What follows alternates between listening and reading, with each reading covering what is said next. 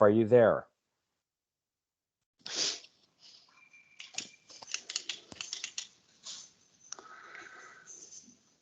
How about, I see you, Robert. How about Bill?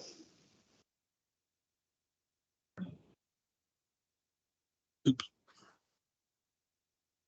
All right, I finally figured it out. I'm on. Oh, great. Okay, Jeff, are you on? Jeff isn't on yet, but I think we're going to go. We have so much stuff to cover today. I am going to call to order the April 5th, 2022 SEOW meeting to order. We are meeting virtually, and welcome to you all. This is our first meeting since January. And as you know, it's some of our busiest time. And so we actually have just a chunk of stuff to get through. The first issue is the approval of the minutes. That's attachment 1. Is there a motion?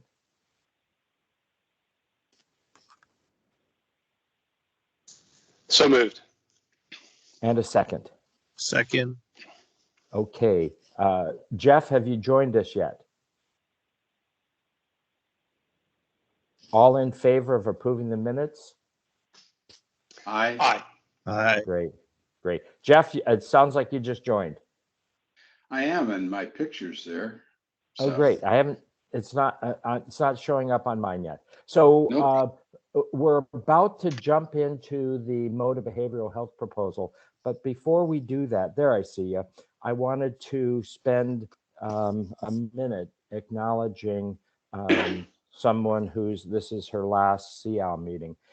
Jenny Marks is leaving us, and I've been on the OEB now for 6 years, and I can't imagine a better consultant to have worked with. Jenny prepares all the great work that you see as we move forward and make decisions on SEOW. We do it seamlessly because of her commitment and intelligence and humor. And Jenny, you have my utmost respect, and I know you'll continue to do great things as things move forward. So if we were all together, we'd now have a rousing applause. So I think we'll do that virtually. Thank you so much for your effort. Yeah. That's so nice. Thank you very much. I appreciate that. Well, you're welcome, and it all we're the ones who thank you again for your wonderful work and commitment to making this whole process work. Okay, enough of that. On to the work at hand. I know, it's almost hard to get into it. Yeah, but you're right. We have a lot to cover today. In terms of, I'm going to do do things a little differently because we have so much going on. I am going to be watching the time pretty closely, and we're going to be kind of being very succinct in terms of our presentations. I'm going to ask SEOW members to let Jenny go through the presentation, write down questions that you have or comments, and then we'll recycle through those. And I'm going to make sure we have enough time for the discussion, because our job really today is to present to the board our conclusions and recommendations. So with that, Jenny, away you go. We've got 20 minutes or 25 minutes for the presentation. Okay. So the first one that we're going to talk about today is the proposed Moda behavioral health program. So some of the information that we'll go through today has already been reviewed at some level at the board meeting last month. So we may go through a few of these slides a little bit quicker, but obviously you need to have good information in order to make a decision. So save those questions and we'll answer them after we kind of walk through the high level. Let's just go ahead and go to the next slide. We'll start with, why are we talking? The executive summary. So let's go to slide 4. Yeah, this is the executive summary. So in a nutshell, what are we talking about today? So with the renewal, Moda has proposed a new coordinated care behavioral health program for OEB to consider for the upcoming plan year. At its basic elements, the new program includes some behavioral health champions who are specialized care navigators to help members figure out, the kind of help that they need in terms of behavioral health, the providers to see, etc. It includes a new standardized mental health assessment tool for assessment and for measuring ongoing improvement in members' care. The new program does feature a different type of provider reimbursement for behavioral health, and we'll talk a little bit more about that as we get into the details. And then I would say one of the highlights of the program includes access to a whole new, an additional network of behavioral health providers through a couple of Moda's partners that they're going to be working with. One is Spring Health. The other one is Tridium, I'm not sure how to pronounce it. And so one of the good things about this program, in my opinion, is that there are more providers to choose from. That's one of the issues that the mental health marketplace is facing today. So that's the highlight. There are some costs for the program because some of these features include some investment that Moda is making into people and systems. And so there's an overt extra administrative charge for the program, works out to be $1.68 per employee per month. And that ends up being about $800,000 a year for the whole OEB program. Now, the program is pretty new and there are several areas that are still being developed. And so we've worked with Moda to come up with a compromise for the cost. So instead of, OEB needing to, invest in this program right up front and hope that it delivers on the aspects that we would like, Moda has offered to, what they're doing is providing a claims offset to the underwriting development.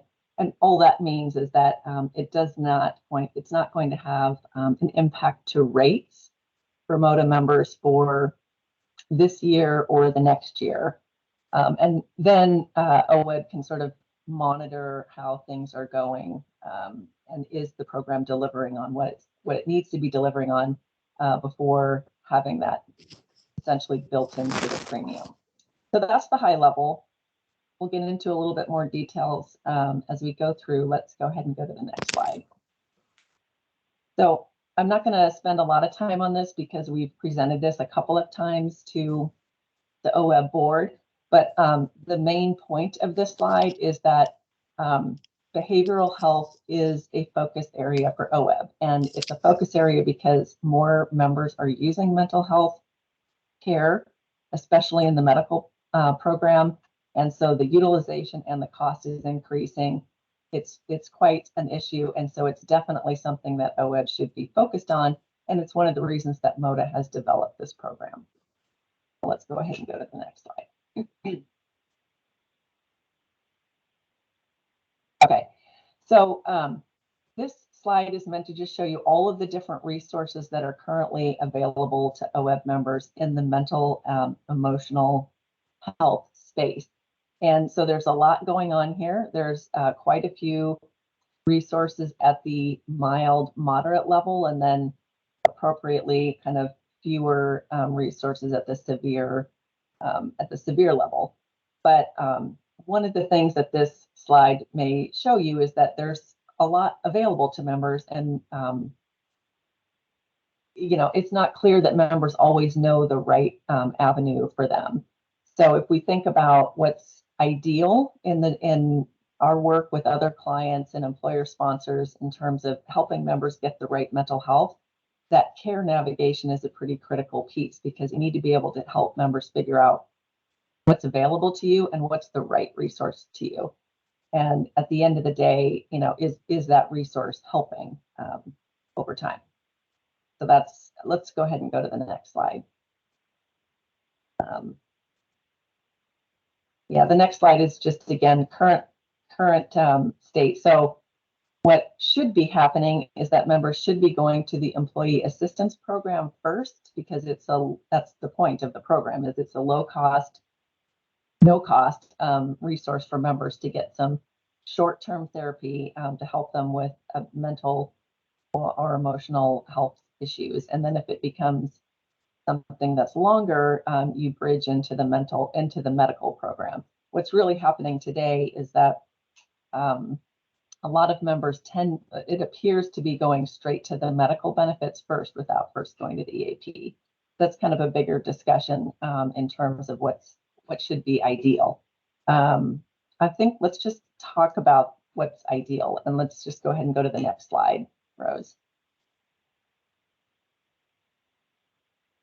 Okay, so this is where we go. What's best practice? What does Willis Towers Watson see in the marketplace, or what's the ideal situation for helping members to find the right mental health? And so I do want to spend a minute here. Now, Moda's proposed solution isn't going to get us to the ideal state, but I think it's helpful to understand what we think is best practice so that you can compare what Moda's program is against that best practice. Ideally, what OWEB would want to offer is a solution that has a common front door. So a common place for members to access where they just say, I think I need help. I don't know what I need.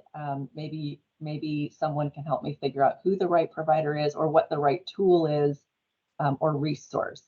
And that would be, agnostic of EAP versus medical, and it wouldn't matter what carrier the person has. You would go to this front door, and someone who is skilled in assessment would help the member figure out whether they need something more robust or something mild or just some coaching tools or face-to-face therapy, whatever they need, and then they would help them to get to the right place. Ideally, there would be a variety of online behavioral health tools and coaching and resiliency that are across all carriers, so the same ones that would go to all members. I'll just spend a minute on improved access. So one of the, many of you may already know this, that there is a shortage of behavioral health providers just in general. That's further compounded by carrier networks. So carrier networks on the medical side, because, they want to have good competitive reimbursement levels to offer to make sure that the premium rates are competitive. What's happened over time is that reimbursement to those providers has become pretty low and uncompetitive. And when you couple that with the high demand for mental health services, what's happening is a lot of the providers are saying, I don't want to participate in a EAP network or a medical carrier network. I'm just going to go out on my own and help people, and they can just pay me, directly.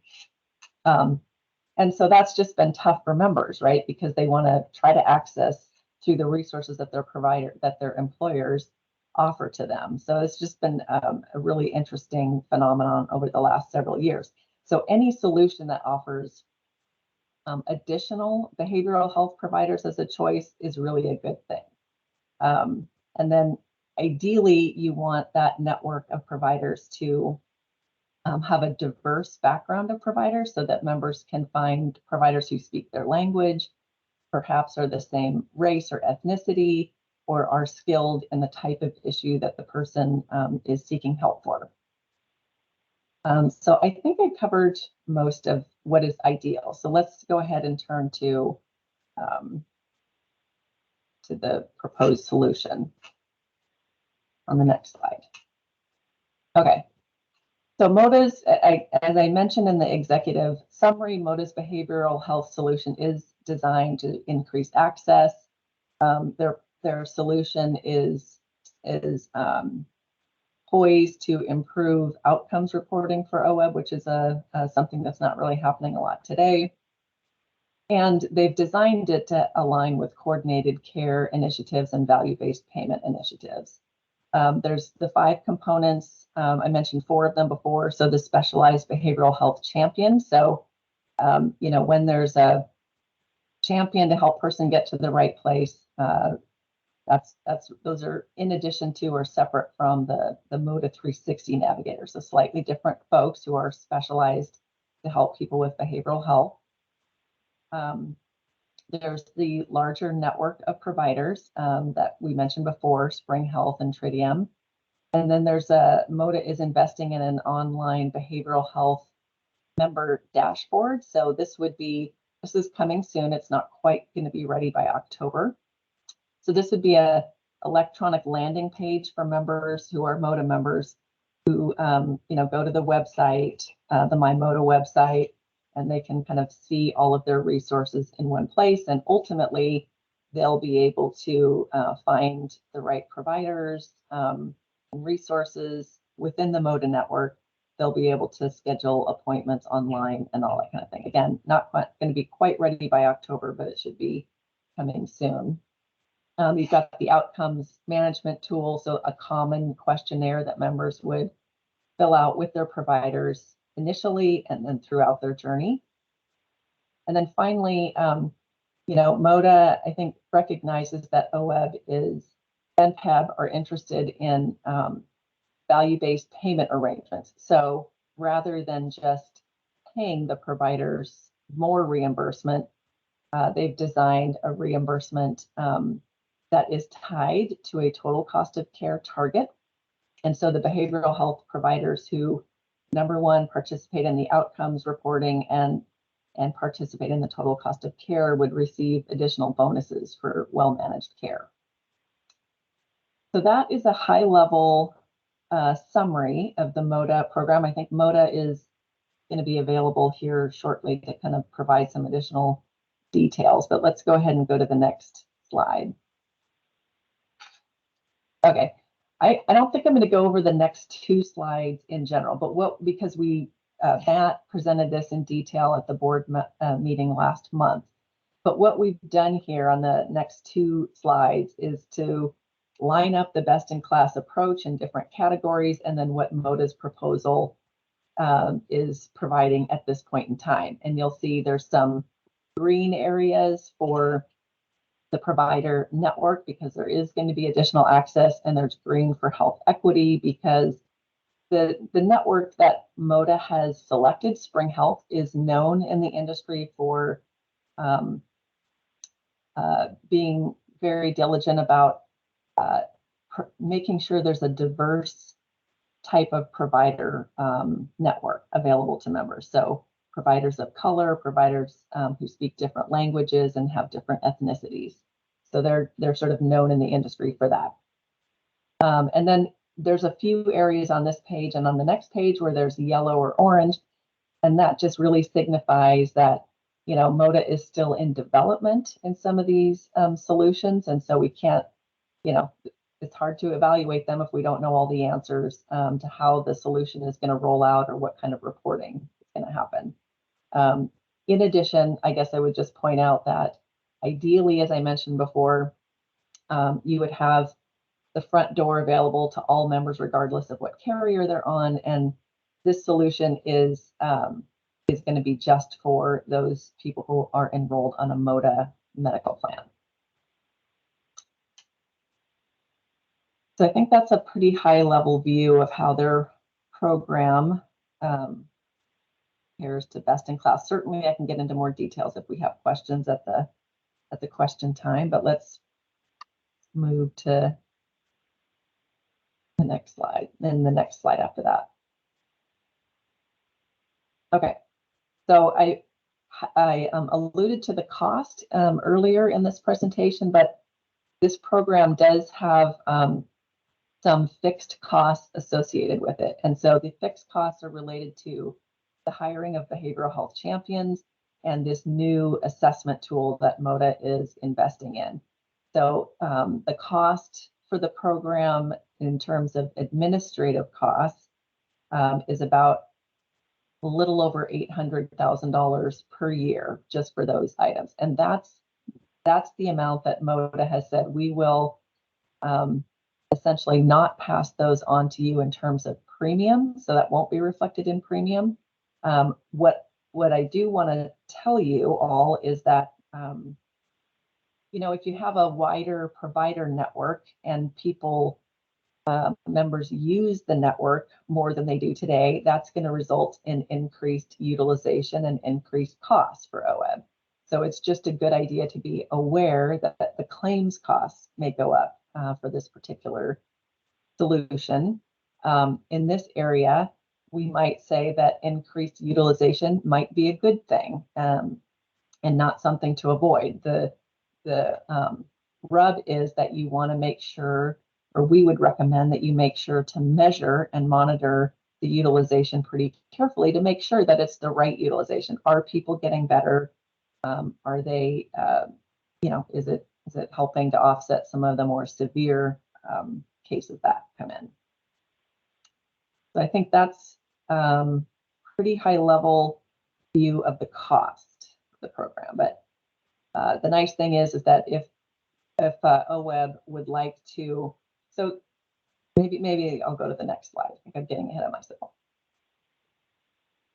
Yeah. So these are some questions that we still have about the program. So these are the same questions that we posed at the March board meeting. We reviewed all of these questions, and there are still some questions there. So again, Moda's still working on refining the solution and developing the reporting, and they're still in some level of negotiations to finalize the contracts with these particular vendors.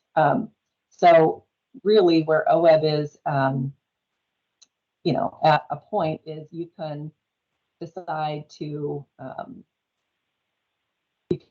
try the solution out, and there isn't an impact to premium. And in some cases, you can mold the program with Moda by setting expectations in terms of reporting, performance guarantees, and all of that kind of thing, member satisfaction and that sort of thing, if you want to. But again, normally we would say it's better to have specific experience in a program to review and validate before investing in that program. So this is where OEB should have some dialogue about that. So I think we're really towards the end here. I think that the question is, do you want to try this program out for 2 years? And you can go to the next page. Or do you want to defer the solution to a future year when there's a bit more of the questions answered? So I think this would be a good time to stop for questions. Yeah. So we're going to have questions. Jeff, you're first up. Yeah. I think one thing to note is, so we're adding $800,000 to our fixed costs. Is that correct? Mm-hmm. And that is being offset by claims costs. So after 2 years, we'll be recognizing some additional claims costs. However, we are wanting to make mental health benefits more available, so we actually are looking to increase our claim costs to meet a need of our population. The second point is the OEB board has a history of innovation, and this would not be the first time we would potentially vote to install a program that is in the works. And so far that approach has worked well for us. The acceptance, the third point is an acceptance of a program actually makes it easier for Moda to negotiate additional providers, because the commitment to the program is demonstrated by the board.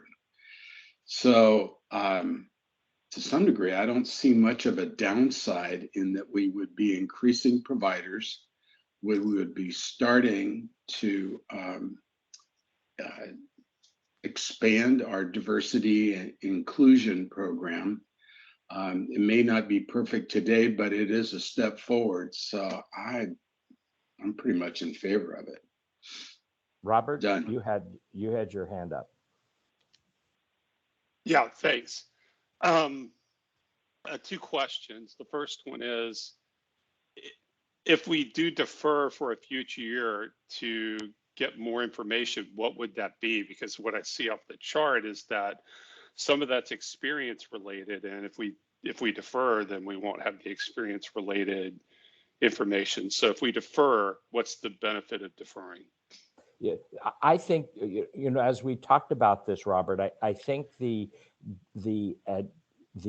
only advantage of deferral is they would have all the contracts and all the vendors and all of the measurement pieces in place for a October 1 fill in the blank year startup.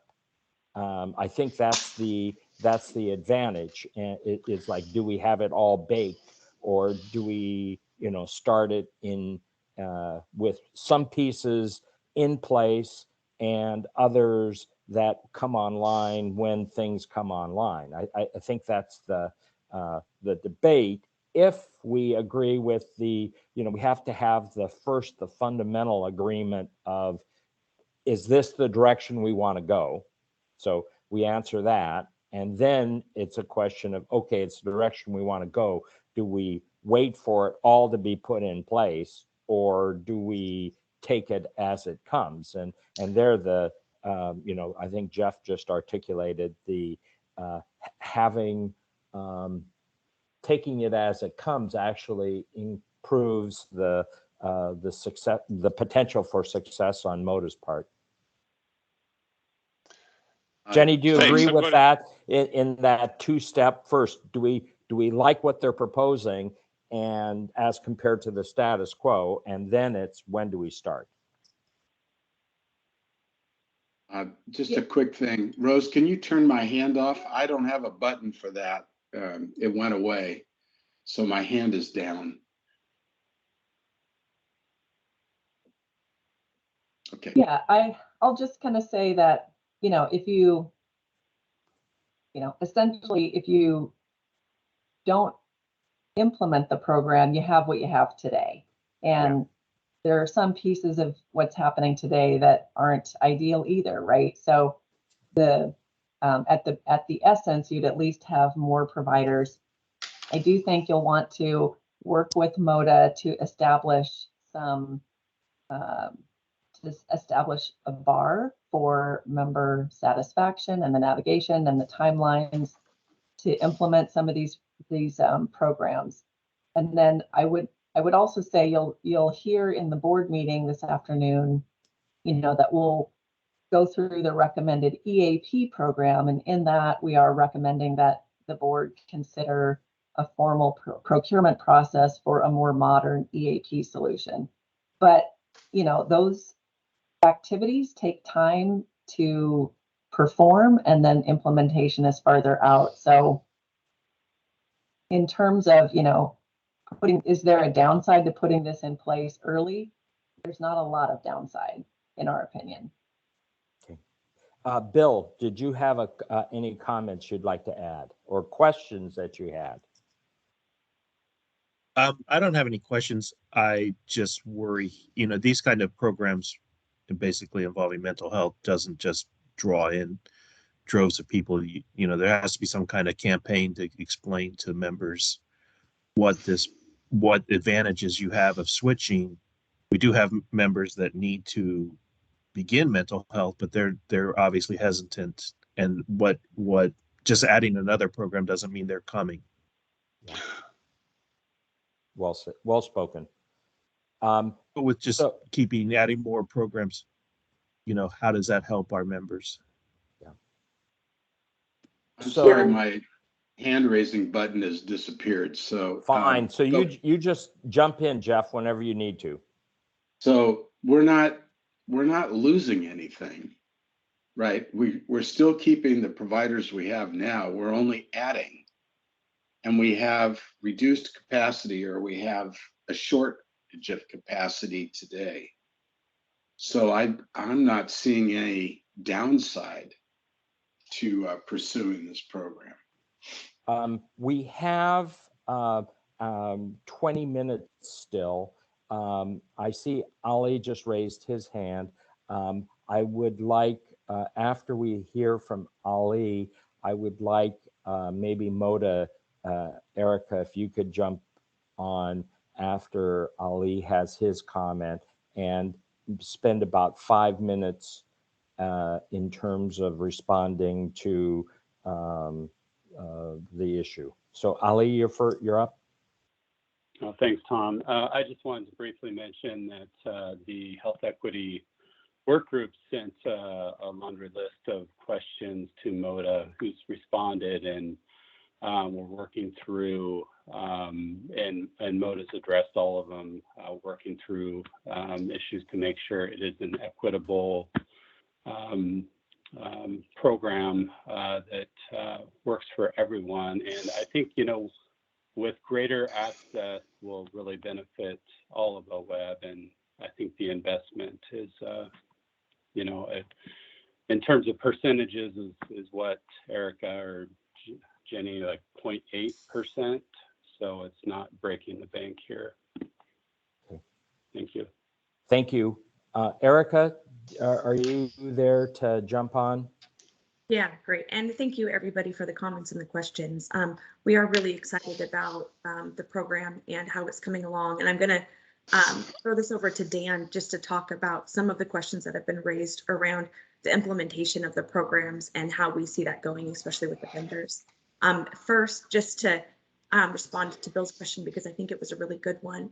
And it's so true. If you add on more programs, it doesn't help if members don't know about it.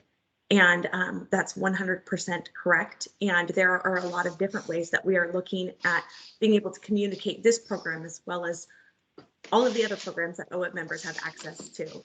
And so that will absolutely be a big part of our implementation plan in getting out this information to not only our members, but also to the entities, because the entities are a big part of the communication to members. And a lot of times the members will go directly to the entities with questions, as well as making this very visible digitally, both on our website, but most importantly, inside of our member dashboard, so that members can actually access a lot of these benefits themselves. And so that it's kind of on demand whenever it's convenient and available to them. Members absolutely can always reach out to our behavioral health champions or our health navigators, but this will have a lot of resources online that members will be able to access. So Dan, do you want to take some time just to talk about the implementation and the conversations we're having with the vendors right now? Sure, thanks, Erica. And I'd also like to sort of build on what Jenny said about, this has the potential to increase utilization, and that it's going to be really important to pay close attention to the outcomes that we're getting for that potentially increased utilization. And the outcomes measurement is a key foundation of this program. As you may already be tired of hearing me say, using outcomes and tracking outcomes in mental health care is an acknowledged evidence-based best practice and very underutilized by the industry. So right now, we don't know what we're getting for our service, for the money that we're that we're spending. We know that in general, mental health treatment works and is helpful. But with this increased emphasis on outcomes, Spring Health in particular is great with that. That's also a huge part of the Tritium platform. We'll be able to report back in terms of the benefit that members are getting from treatment, but we'll also be able to detect when members are not getting the benefit that they need and be able to step in and do a course correction for those members so that the mental health treatment is benefiting them in the way that it's intended to. So that's a really important and exciting piece of that. In addition, using those measurements decreases the length of stay, and so that will help offset some of the increased utilization. And that's part of why Craig was comfortable including or offsetting the administrative cost with claims. In terms of implementation, we plan to have the champions up and available beginning October 1st. The web development, so the Tritium platform is already built, so there's going to be a matter of sort of connecting it through the APIs and single sign-on. We think that should be available. Really, the piece that we're not as confident on being available October 1st is that member-facing portal. I think that we can have that probably by January 1st. And that's going to be an iterative process as well. We'll be able to build pieces of it probably by October 1st. And then improve on the integration of that and improve how all the pieces fit together. I'm thinking that this will be something where a subset of SEOW will meet with our consultants and with Moda in the summer and see how things are going, and so that when we get back as a group in September, we'll be able to give the group an update. But it's pretty exciting. Dan, I jumped in. Did you have any more comments? I have a question from Glenn. Glenn, why don't you ask your question? Yeah, I just wanted to, have Moda respond on how this program will promote health equity and especially really securing providers that, are able to work with priority populations. It was interesting, Glenn, you raised that, but in terms of at least WTW's analysis, diversity, equity, and inclusion, they were farther into the green for that area than any other of the ones that were listed, and I think it probably had to do with the new network that were coming. So, Dan or Erica, can you respond to Glenn's question? Yeah, absolutely. So that's right. Spring Health is going to be a real asset in that respect. They report 40% of their providers identify as BIPOC, 23% of their providers identify as Black. They are available currently in 4 languages, and by the end of this year, we'll be up to 11 languages. The navigators are also going to play a key role in that health equity piece, because the navigators are going to be able to really do that legwork to connect somebody with a provider who not only matches the member in terms of race, ethnicity, LGBTQ plus identification, but also has availability. So it's, we know pretty well who our current providers are with different real deep backgrounds. But being able to find that provider who has availability to see that member is really where the disconnect happens right now. And the champions will be able to, that's why, we're investing a lot of resources in those positions to do that legwork in those cases where you don't have, just an automatic match, say through Spring Health. Okay. All right. So we have about 10 minutes left.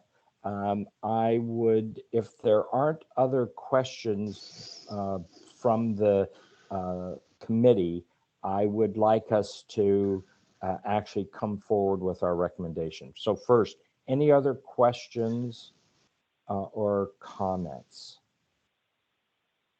I'm not seeing any.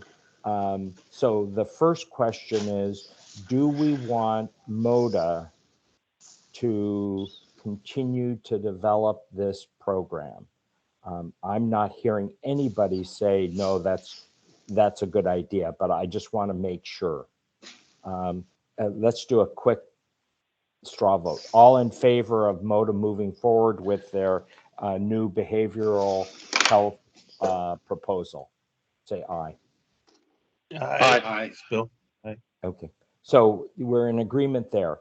The next issue then is when, and the two proposals are accepted for the 22-23 plan year, acknowledging that pieces will come online and, for that matter, be continuously modified as we move forward, or it's let them continue to do their developmental work, but do not bring it on board until the 23-24 plan year. Those are the two options. So number one would be this coming plan year. Proposal number two would be doing it in a later time frame.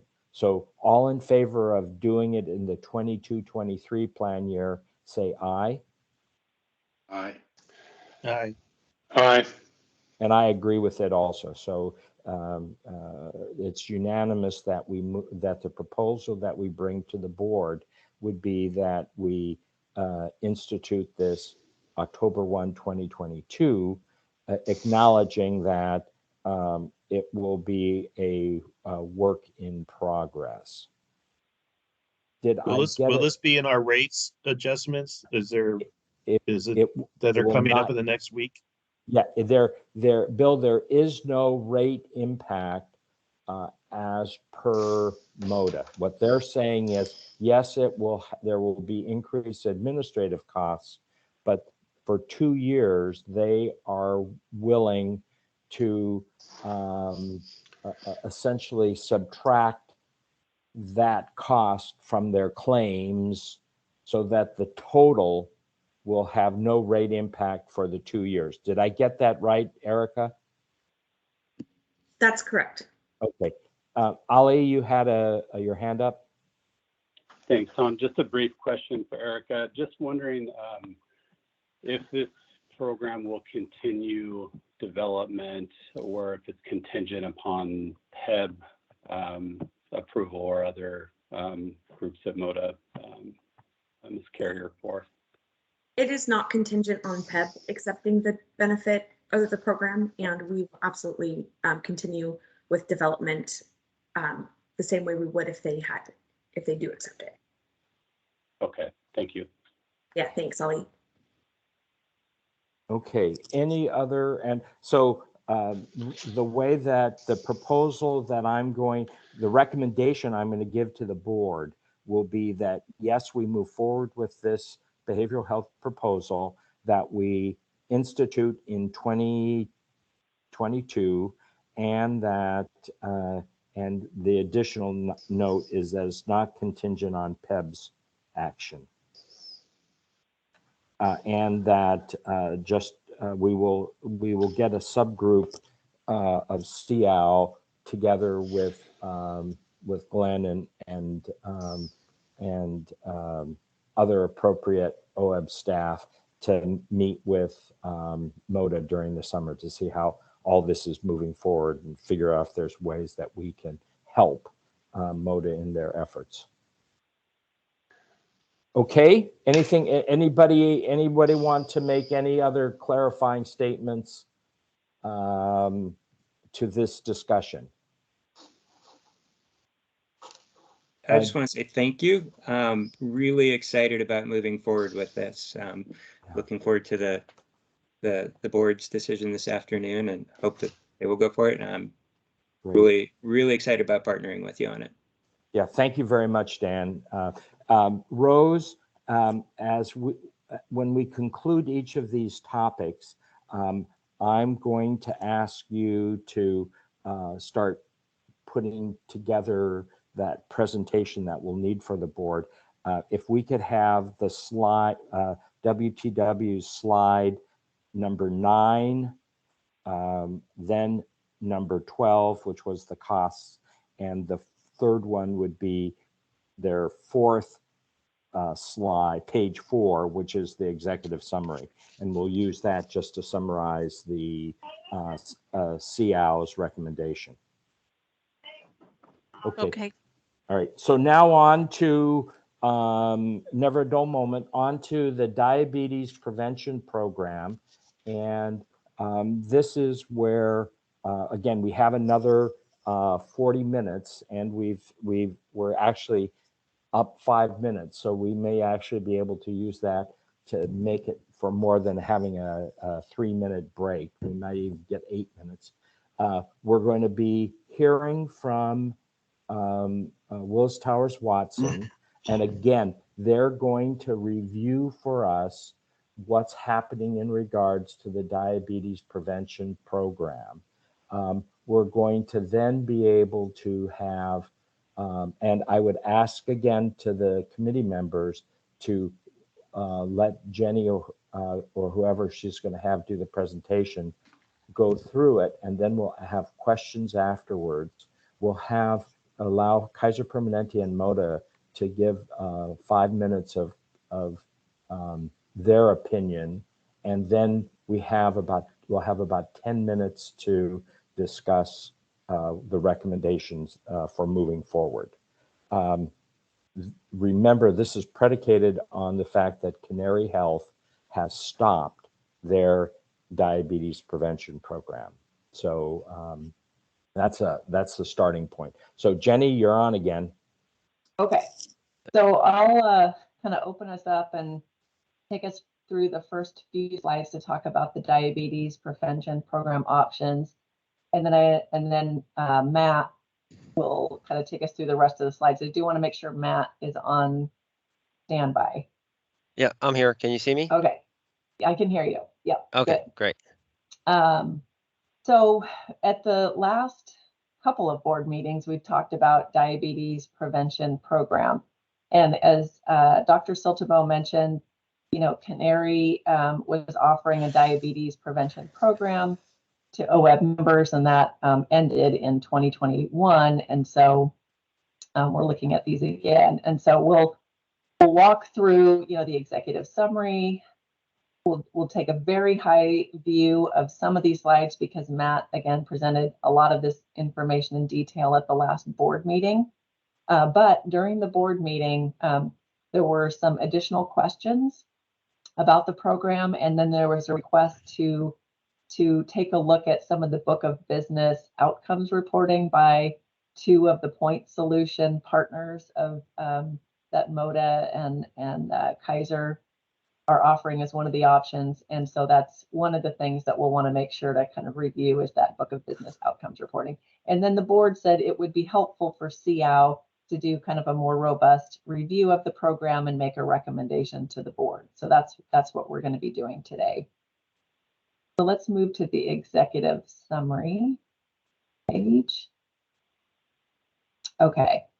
So, again, in the quest to find a new diabetes prevention program during this renewal cycle, OWEB requested, or WTW and OWEB both requested proposals from Moda and Kaiser for their solutions for offering a diabetes prevention program to OWEB members as a replacement for the Canary program. We outlined a preference for programs that are CDC certified, that have proven results and outcomes, and that offer pricing based on member achievement of specific milestones rather than just a flat fee pricing. So during the renewal cycle, Moda initially provided a proposal for their own diabetes prevention program that they call Pre-D, that they are again building specifically with this in mind. When we, the Moda currently offers a diabetes management program to OWEB members through a point solution called Livongo. And, we are aware that Livongo also offers a diabetes prevention module. So we said, can you work with Livongo to also get a proposal from them for a diabetes prevention program? So as it currently stands, we have 2 different proposals from Moda, one of their own and one that features the Livongo solution. And we'll go into detail about that.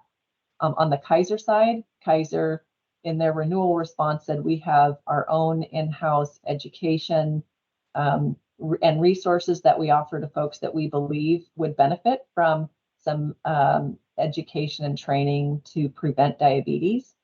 And that's just the way of life for Kaiser. This is what we do for all of our members and groups. And so that's what we, would propose. Again, we are also aware that Kaiser has a partnership with a diabetes prevention vendor called Moda. And in fact, PEB currently uses the Moda solution through Kaiser. And so we said, Kaiser, can you also provide us with an option for the Moda solution? And so now we have 2 different options from Kaiser to take a look at. And again, we'll look at those in a little bit more detail and try to help you make the right decision for the upcoming renewal. Now, at the end of the day, we'll review, the features of each one of the programs. And we do see that there's some advantages to having an in-house solution just because of integration with primary care physicians and having all of your data in one place. But in this case, our recommendation is to go with the Livongo and Moda solutions for a variety of reasons, but mainly because they best meet the preferred requirements that were set out. And again, we'll have a nice discussion about that today. So Matt, I think I'm going to turn this over to you. And similar to what we did for the behavioral health, some of the slides will go over pretty quickly since Matt's already reviewed them with the board last month.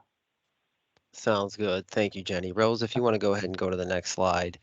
So good morning to the SEOW board. Matt Zendersky, health management consultant with Dpp. We're going to take you through the diabetes prevention program options and hopefully help guide a discussion where we can come to a recommendation, decision, and best path to move forward. This slide here, I know that I've presented to, I think, the SEOW on both the board on a couple different occasions, and this just gives us a background of the current prevalence rates of diabetes among the OEB population. And I think if you want to take a look at the 2 top right boxes here, I think they give you a good insight with the current number of OEB members with diabetes, and then the average member spend that we're seeing. So about 5,500 members with diabetes and about 25 million in spend. And then Jenny had mentioned in the executive summary, the reason why we're here today is that Canary Health has sunset their virtual lifestyle management program, their DPP program, in Q4 2021. And below is just our annual engagement numbers that we saw with that program from 2016 to last year, the most current year. So just engagement numbers, current prevalence rates, just give a little background of where we're currently at. Rose, if you want to go ahead and go to the next slide, please. So when you take a look at best practices for sort of supporting members across the diabetes spectrum, what is best practice is making sure that we have effective diabetes care management solutions across the entire continuum. So that would include everything from pre-diabetes, metabolic syndrome, weight management, diabetes management. And now there is a new trend that's in the market here that was brought forth by a vendor a couple of years ago, and that's diabetes reversal. And that's actually engaging with your members who are type 2 diabetics or pre-diabetic, have high metabolic syndrome, and providing some effective solutions and actually making impacts in their health and getting them to head in the other direction. So providing care across the entire continuum, you can see some of the solutions that are provided there, best practices in the middle. And then I think what's really key for us to take a look at today is, does OEB have resources in all 3 of these different areas along the spectrum to provide members with support? And you can see some of the resources there for pre-diabetes, which we're discussing here today, the DPP. So we have through Moda and Kaiser, the health coaching, the weight management resources, diabetes prevention education. We have WW, which is a weight management program, which is another one of your solutions, which we're going to talk about later today during the SEOW meeting. WebMD, DPP, which was recently launched. And then you can see for diabetes management, as Jenny said, your resources that you have through Moda and Kaiser, and then reversal, none yet. That could be something that OEB explores later down the line. So if we want to go ahead to the next slide, please. So the vendor marketplace, we sort of talked about the solutions that you have in place. What does the vendor marketplace look like in terms of the diabetes care spectrum? You can see the diabetes prevention programs, diabetes management, and diabetes reversal. And the two solutions that we are going to talk about today, along with the Moda Pre-D program and then the solutions to Kaiser, you can see where they come at in the spectrum. You see Moda has a diabetes prevention program. They also do diabetes management. Livongo has diabetes management in place right now for your Moda population. There's an opportunity for you to add their additional DPP program, so you can see the solutions that they provide. And then there is a vendor out there that does across the entire continuum from DPP, diabetes management, and then reversal. So here are a couple of the vendors that play in this space. So if we want to go to the next slide, please.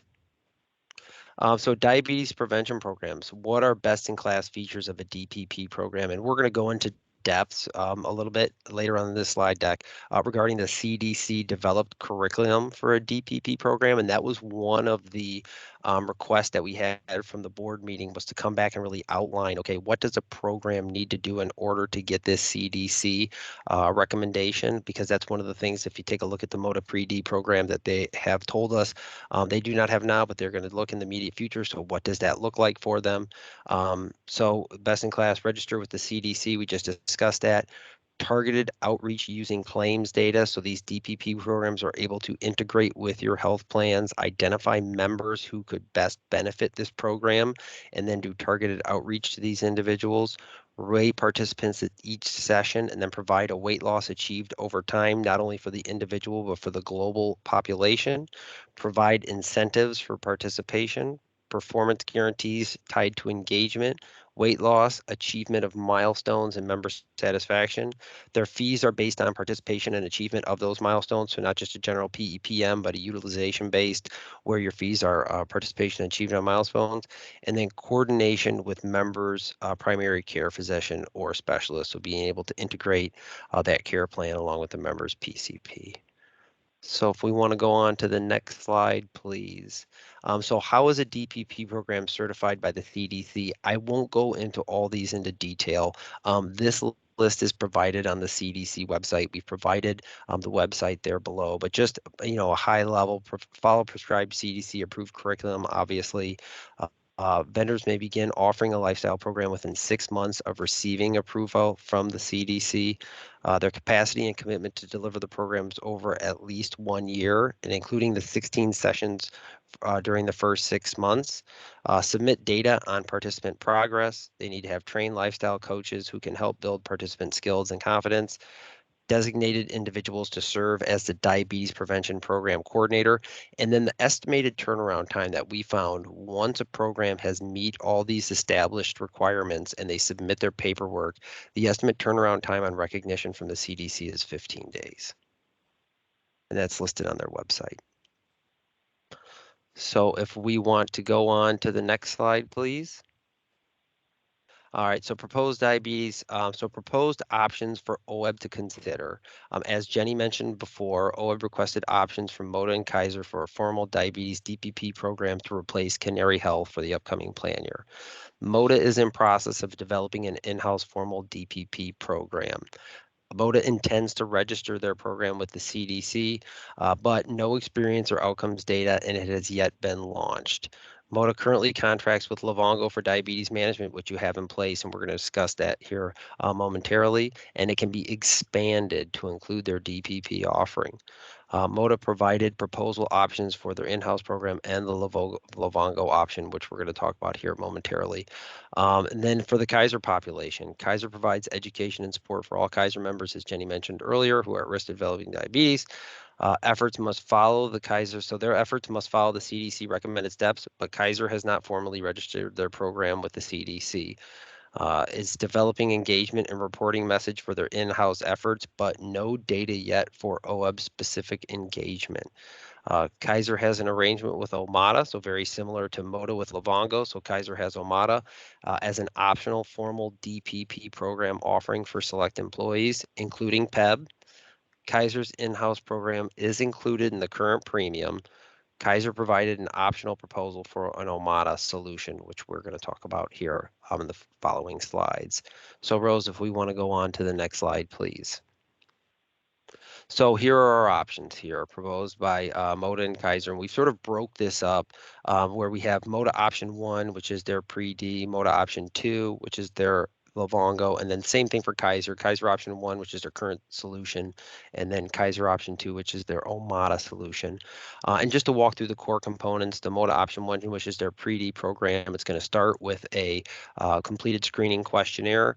Then they're going to be onboarded with a lifestyle coach, includes a scale if needed. Then if necessary, then they're going to schedule a visit with a nutritionist.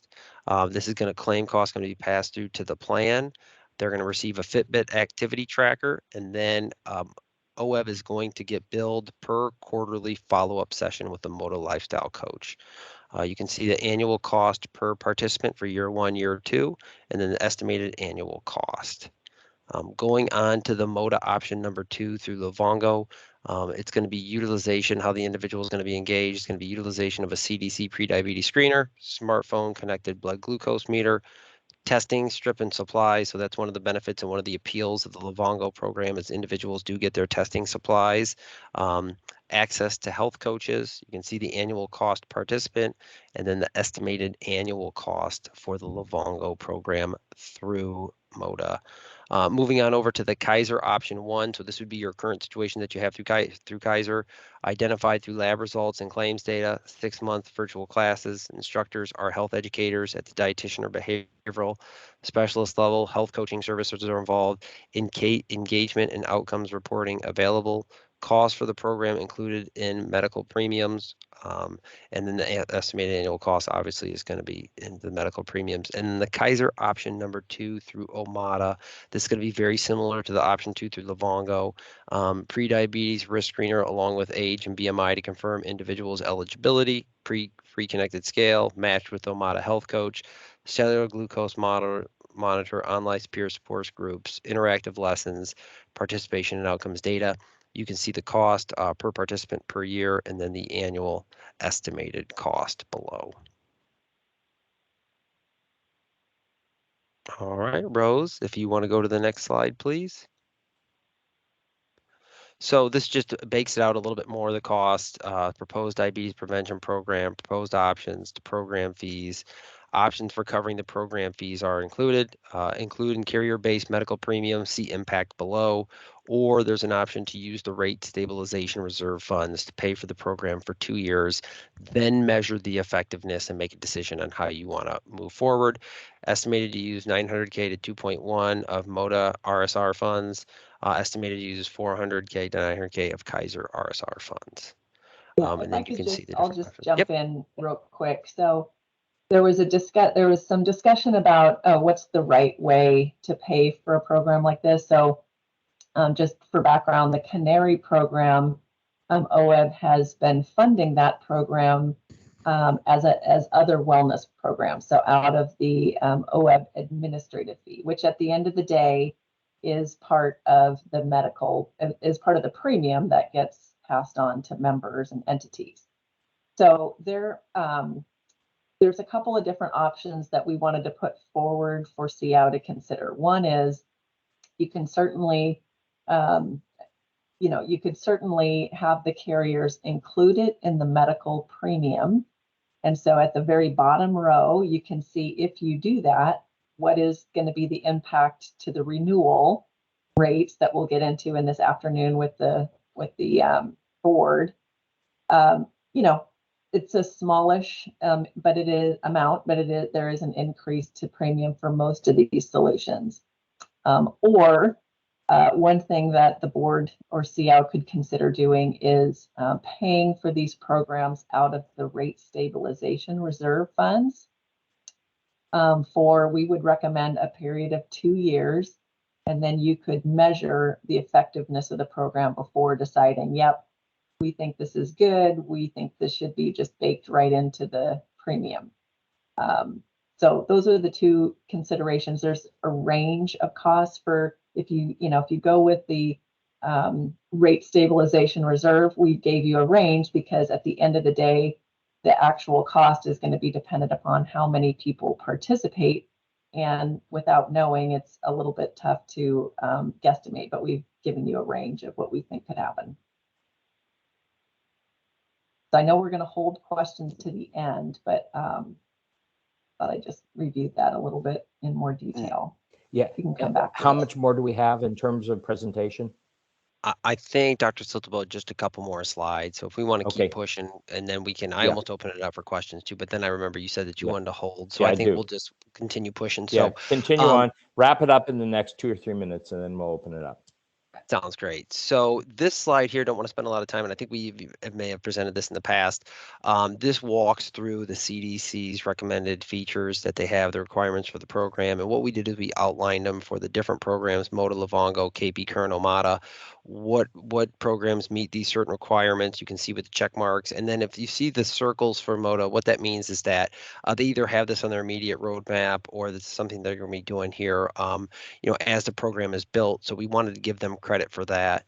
So you can see that they're checking a lot of the boxes. And then obviously Livongo and Omada, which are these other solutions, they already have the established CDC recommendations. So if we want to go to the next slide, please. This just goes into a little bit more detail, best-in-class program components, the different solutions that are available. Do they have these? The Moda Pre-D program, it is in development. So while they don't have some of these, it's on their roadmap, but this is what they currently have listed on their plan. You can see the incentives for each one that they have there. Obviously, the Livongo and the Omada program being established programs are going to have more bells and whistles to it. The Kaiser program, you can see that the best-in-class program components it has. And then one thing we do want to call out is that the incentive Fitbit app scale if needed for the Moda Pre-D program. Then the Livongo and Omada, they both get the advanced smart scale and app. All right, if we want to go to the next slide, please. So this is a request that we had from the last board meeting, and what that was that, okay, if we're going to take a look at these third-party vendors, these other solutions that are available, what kind of book of business participation rate did they get? And can you bring us back a sample report, a scorecard of what kind of data for reporting is so, but what can we expect to get from these other solutions? And so we reached out to Livongo and Omada. On the right-hand side there, you can see the reporting that you would get back, and just in terms of the recruitable members that are enrolled, that whole waterfall, but then the program engagement and the effectiveness. You can see Omada below, their weight loss for starters.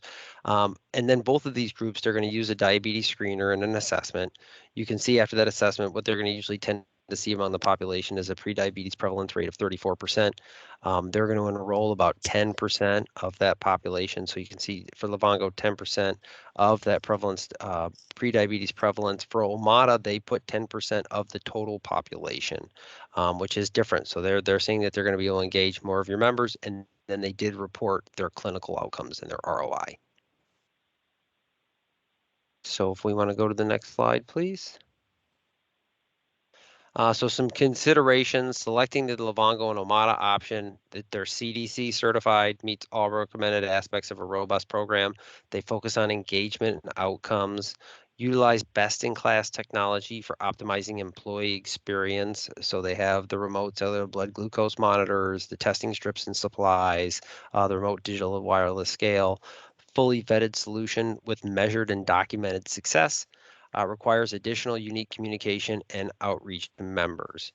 If you took a look at selecting the Moda Pre-D program, Moda to ensure care coordination with PCP, primary care physician 360 and Moda 360, integration of other health plan benefits, so the nutritionist visit, customized approach for OEB, and no data yet on effectiveness of program has not yet been implemented for Moda's book of business. So that's a consideration for the Moda Pre-D programs. If we want to go to the next slide, please. So our recommendation, OEB staff and consultant recommend Moda option, as Jenny mentioned, Moda option 2, Livongo, and Kaiser option 2, Omada. Leveraging the proven point solution, partners Livongo and Omada provide OWEB with the best opportunity to make a positive impact among prediabetes population in the short term. Carrier solutions are not CDC certified and are not yet able to demonstrate or measure engagement outcomes. Use rate stabilization reserve funds to pay for the program for 2 years to measure effectiveness. So Dr. Siltabo, those are all the slides there. So if we want to stop and open it up now, happy to answer any questions that the SEOW group may have. Yeah, and just for the group, the Moda sent another slide deck that went into greater detail on their pre-D program. We don't have time to go through that, but when I talked with Erica yesterday, I thought it was very appropriate for it to be available, and hopefully SEOW members and others interested have had a chance to look at that. So we're gonna see if there's any questions for clarification. We're not going to get into the discussion of what way to go quite yet, because if we're still going to then hear from Moda and Kaiser Permanente. So first, from SEOW members, any questions of clarification?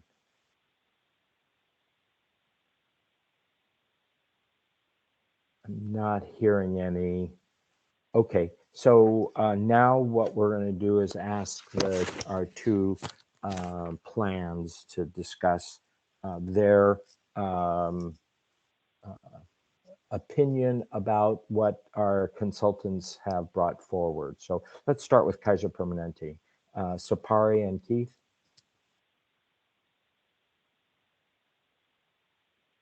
Hi, Dr. Siltabo. Thank you very much. Yes, and in addition to Dr. Bachman, we also have Emmy Hershey, who is our workforce health consultant. Yeah, online. Just to kind of wonderful. Back. Thank you. So Emmy, I'm going to toss it over to you. Yeah, thanks, Sapari. So as Sapari mentioned, I'm the workforce health consultant at Kaiser Permanente that partners with OWEB. So as Willis Towers Watson highlighted, Kaiser Permanente has a partnership with Canary Health to provide prediabetes programming to OWEB members over the past few years. But at the end of 2021, Canary decided to close out that programming following Kaiser Permanente was asked to look internally and see what programs and resources we already had available. Our integrated healthcare system has a lot of amazing programs already in place to support, with one-on-one coaching and various other health education classes with overlap. However, as mentioned, KP has a partnership with Omada, a vendor that specializes in prediabetes management, and we already have an existing contract in place for PEB.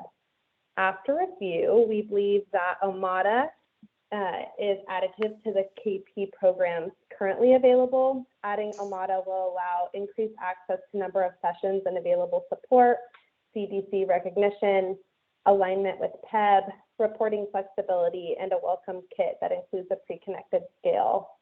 Because we already have an Omada contract in place with PEB, we're already familiar with their program and feel confident that Omada would be additive to the KP programs already existing. Anything to add, Dr. Bachman or Sapari? Nothing to add. I think you stated that well there. I stated that perfectly, Emmy. So what I'm hearing is that KP's recommendation is to continue to offer your, as you do to all your members, your internal health education and activities, and also to offer Omada to OWEB members as it does to PEB for prediabetes. Correct. Okay. You don't have to. I just would add, Tom, I think we do have some leverage, and we've seen when we've worked with both with Canary and with Omada, when we're able to kind of link the abnormal lab value and the conversation with the PCP with the offer of additional help, we end up with better engagement and better outcomes. So it's really not just the Omada program by itself, but it's the linkage between our care delivery system, the lab data, the conversation with the clinician, and then the support from Omada or from our internal program.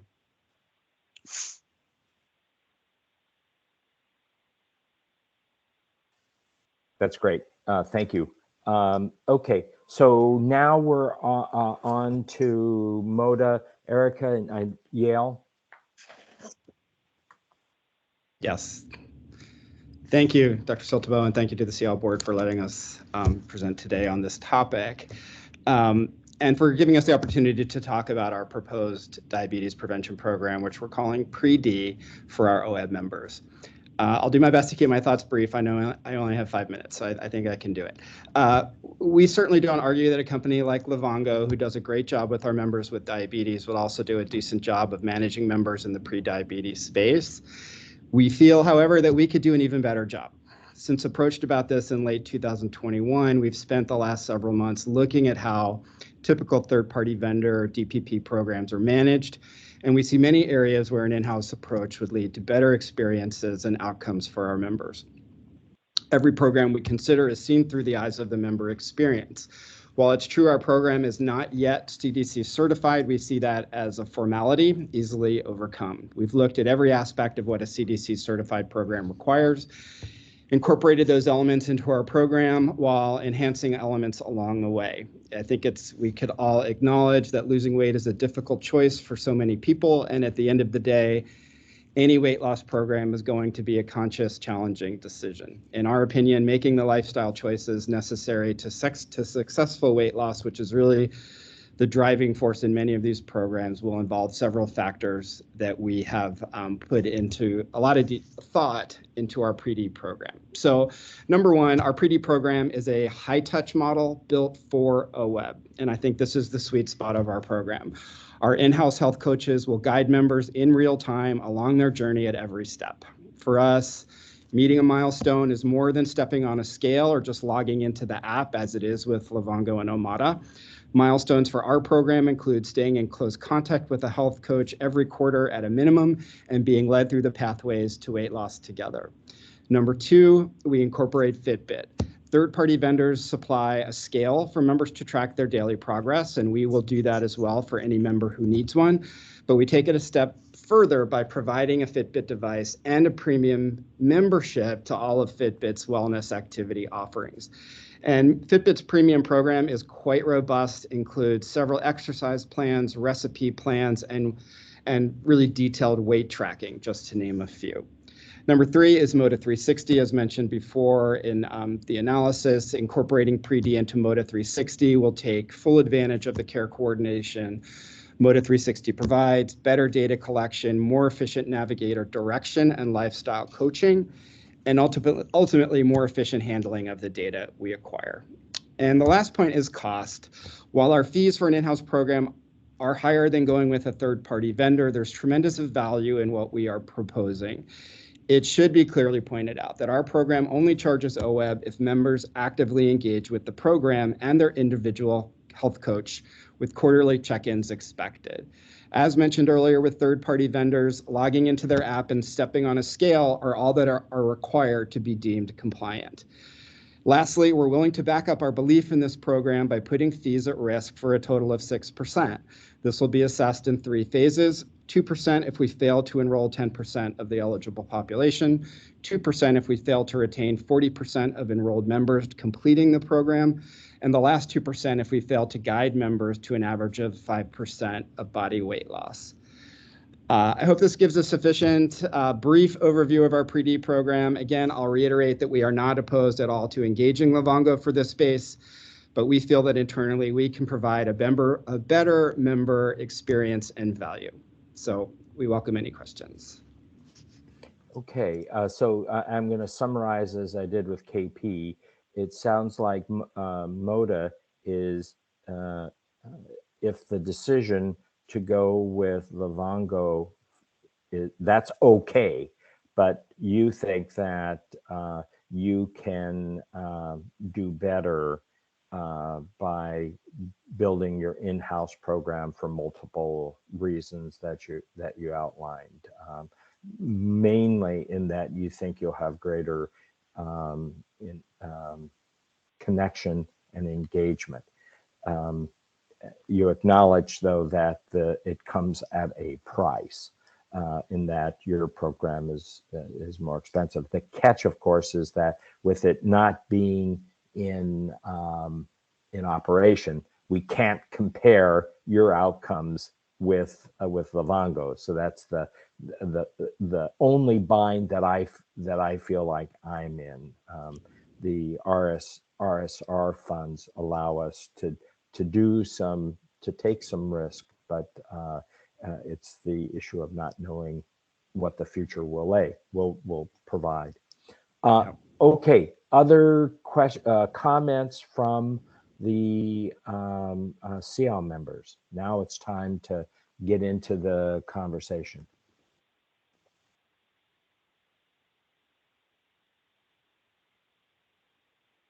Glenn. Yeah, I mean, in regards to the DPP program, I would really stress that, you know, the CDC certification is not really just submitting forms. I mean, there are proven standards that you have to meet to be CDC certified and to remain CDC certified. And really, you know, the third-party solutions are proven solutions that have shown engagement and outcomes. And the third thing is that we can, because we're using RSR funds, we can go with the third-party solution, say for a year or 2 years, and then once either Kaiser and or Moda are fully developed and really can provide us with the data and information, then we can compare that against how the third-party solutions are performing, and then make changes if necessary. Yale, do you want to respond to that? Yeah, I mean, I don't mean to diminish the importance of the CDC certification, or that it's just a matter of submitting some forms and it's done. We're aware of what the process would involve, but we're also fully committed to going through that process to provide this program for OWEB. The follow-up question is how, you know, when you looked at the budget, there was the ongoing cost, but the first year cost was 1.6 million. And I don't know, I assume that's because there's a lot of development costs that are, does Moda need that to move forward? If we said, we want Livongo, at least in the first plan year, 22-23, and you go ahead and continue to get your program up and running, and then in 23-24 we may look at having you switch over. Is that a realistic potential? Yeah, so Dr. Saltabo, we could do that. The costs for that first year do not include any implementation costs. It really is just the costs for the program and when members reach certain milestones. So there's nothing built in there for like implementation at all. Okay, all right. So that's just, I don't know, then can you explain why it drops so dramatically? The first year it's 1.6 million, the second year it's 500,000. Yeah, and it has to do with reaching the milestones and then also the Fitbit. So in year one, so after the members go through the onboarding and then have the nutritional visit, one of those initial charges for that reaching that first milestone includes the Fitbit. Got it. So the issue has to do with you have all these people who haven't been in a program. So the first year you would have 3 times the number of people that you would have on an ongoing basis in the program. Correct. Yeah. That's accurate. Okay, got it. All right. Other questions from SEOW members? This is Bill. I don't have a question, but you know, I was just thinking about this and keep focusing on the second P, which is prevention. And I'm like, you have to bring the member who doesn't have diabetes but is at risk to the table. My mind kept going back to when I was 16 and the driver ed teacher had to make me watch 2 hours of blood and guts so that I would realize that the brake pedal was as important as the accelerator pedal. And how to bring these people, you know, to say, hey, you don't have diabetes, but you need to deal with this because here's what can happen. How do you bring the member into the prevention program? Yeah. That's the big issue. There's Yeah. some background noise sound, so if you're not actively talking, please check your microphone. So Bill, do you have a could you comment on what direction you think we should go? We'll get comments from all the SEOW members. I'm all for DPP. I just want to make sure we do everything we need to make it effective for the target market, that is, which is the person who doesn't actually realize what it is like to have diabetes, but is willing to put the effort out there. I'm just not sure, but I'm all for it. Okay, you're for it, but we still then have to come to the conclusion, the option A and the option 1 and option 2. Option 1 for Moda is to have them go on and develop their pre-D program, while option 2 is for them to ask Livongo to take this. For KP, option 1 is to continue with their own internal health education program. Option 2 for KP would be to add Moda.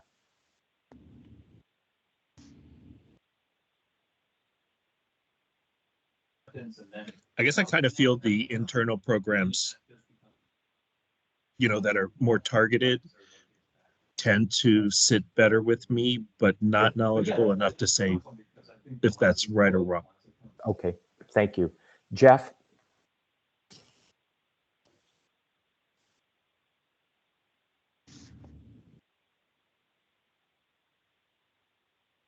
Not hearing you, Jeff. Thank you. I'm struggling a little bit. If I back up, we've had a committed approach to an integrated health system, building that. And that orientation would support the in-house system with Moda and their commitment. It's always tempting to take something that's already built. I would lean, I think, towards the Moda building on the 360 platform. Okay. And in terms of KP?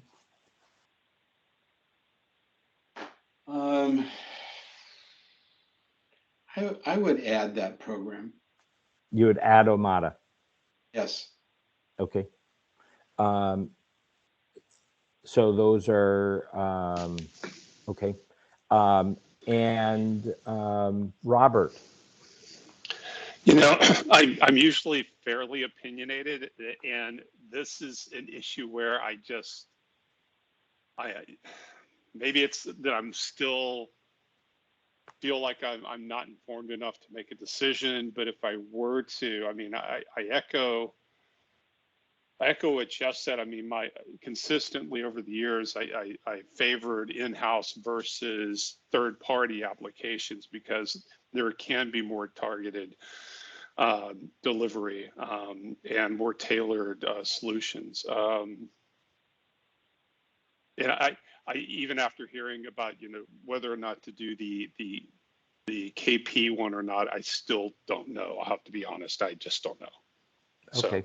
So what I'm getting is I'm hearing from the committee a natural interest in supporting local development, and particularly for Moda, which really represents a major work effort of being able to have the local solution be proposed because of the issues around integration, and that for the only person who's commented on KP was Jeff, and Jeff said for KP, as their staff, their people said that Omada was additive, that we should go with that. Is that a fair summary? Yes, no. Why is this going to be different? I think so. Why should I, make this effort, right?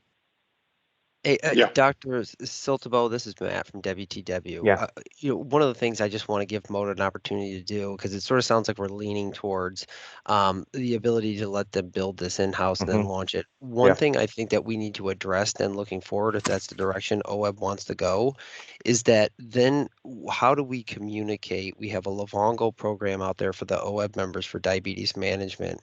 And then you have this pre-D program that's out there for these individuals that is an internal program.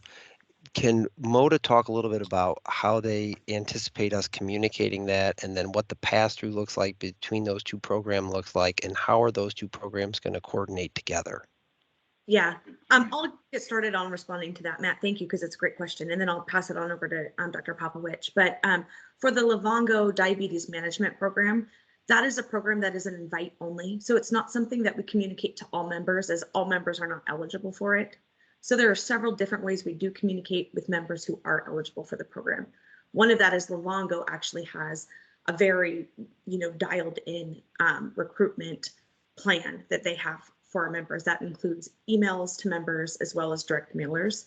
Then we also have Livongo in our Moda 360 console that our health navigators and our Care 360 teams use. So when they are working with members, for members who are eligible and have been invited into the program who have not yet registered for the program, that is something that we speak to them with about when we're working with them. We are also building that into our member dashboard. So when members log into the member dashboard, if they are eligible for Livongo and have not yet enrolled, that will be a program that flashes up to them as something that they're eligible for, with a direct link to register for the program, or with a direct link to talk to a health navigator about the program as well.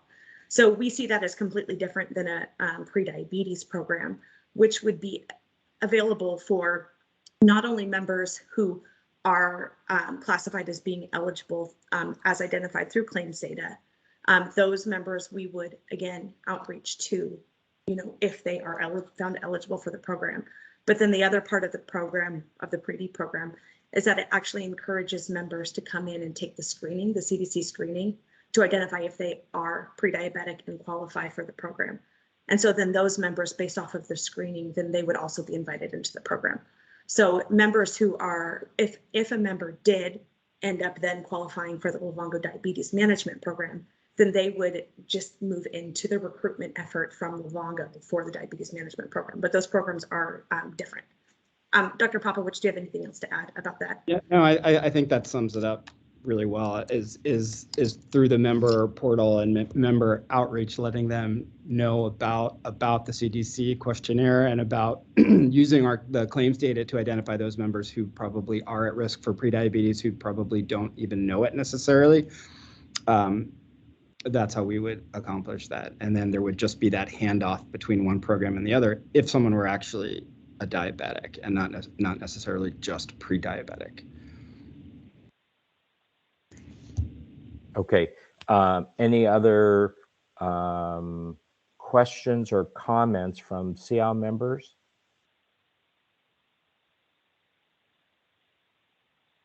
And in turn, I got some, it sounds like my summary, it's a nuanced response or recommendation that we'll be giving to the board as compared to our last one where there was, a proposal and agreement. And this is, people were kind of leaning. I assume that, and I'll just make sure that we're agreeing with WTW that we want to fund the next 2 years of this through the rate stabilization reserve. All in favor of that? Aye. Aye.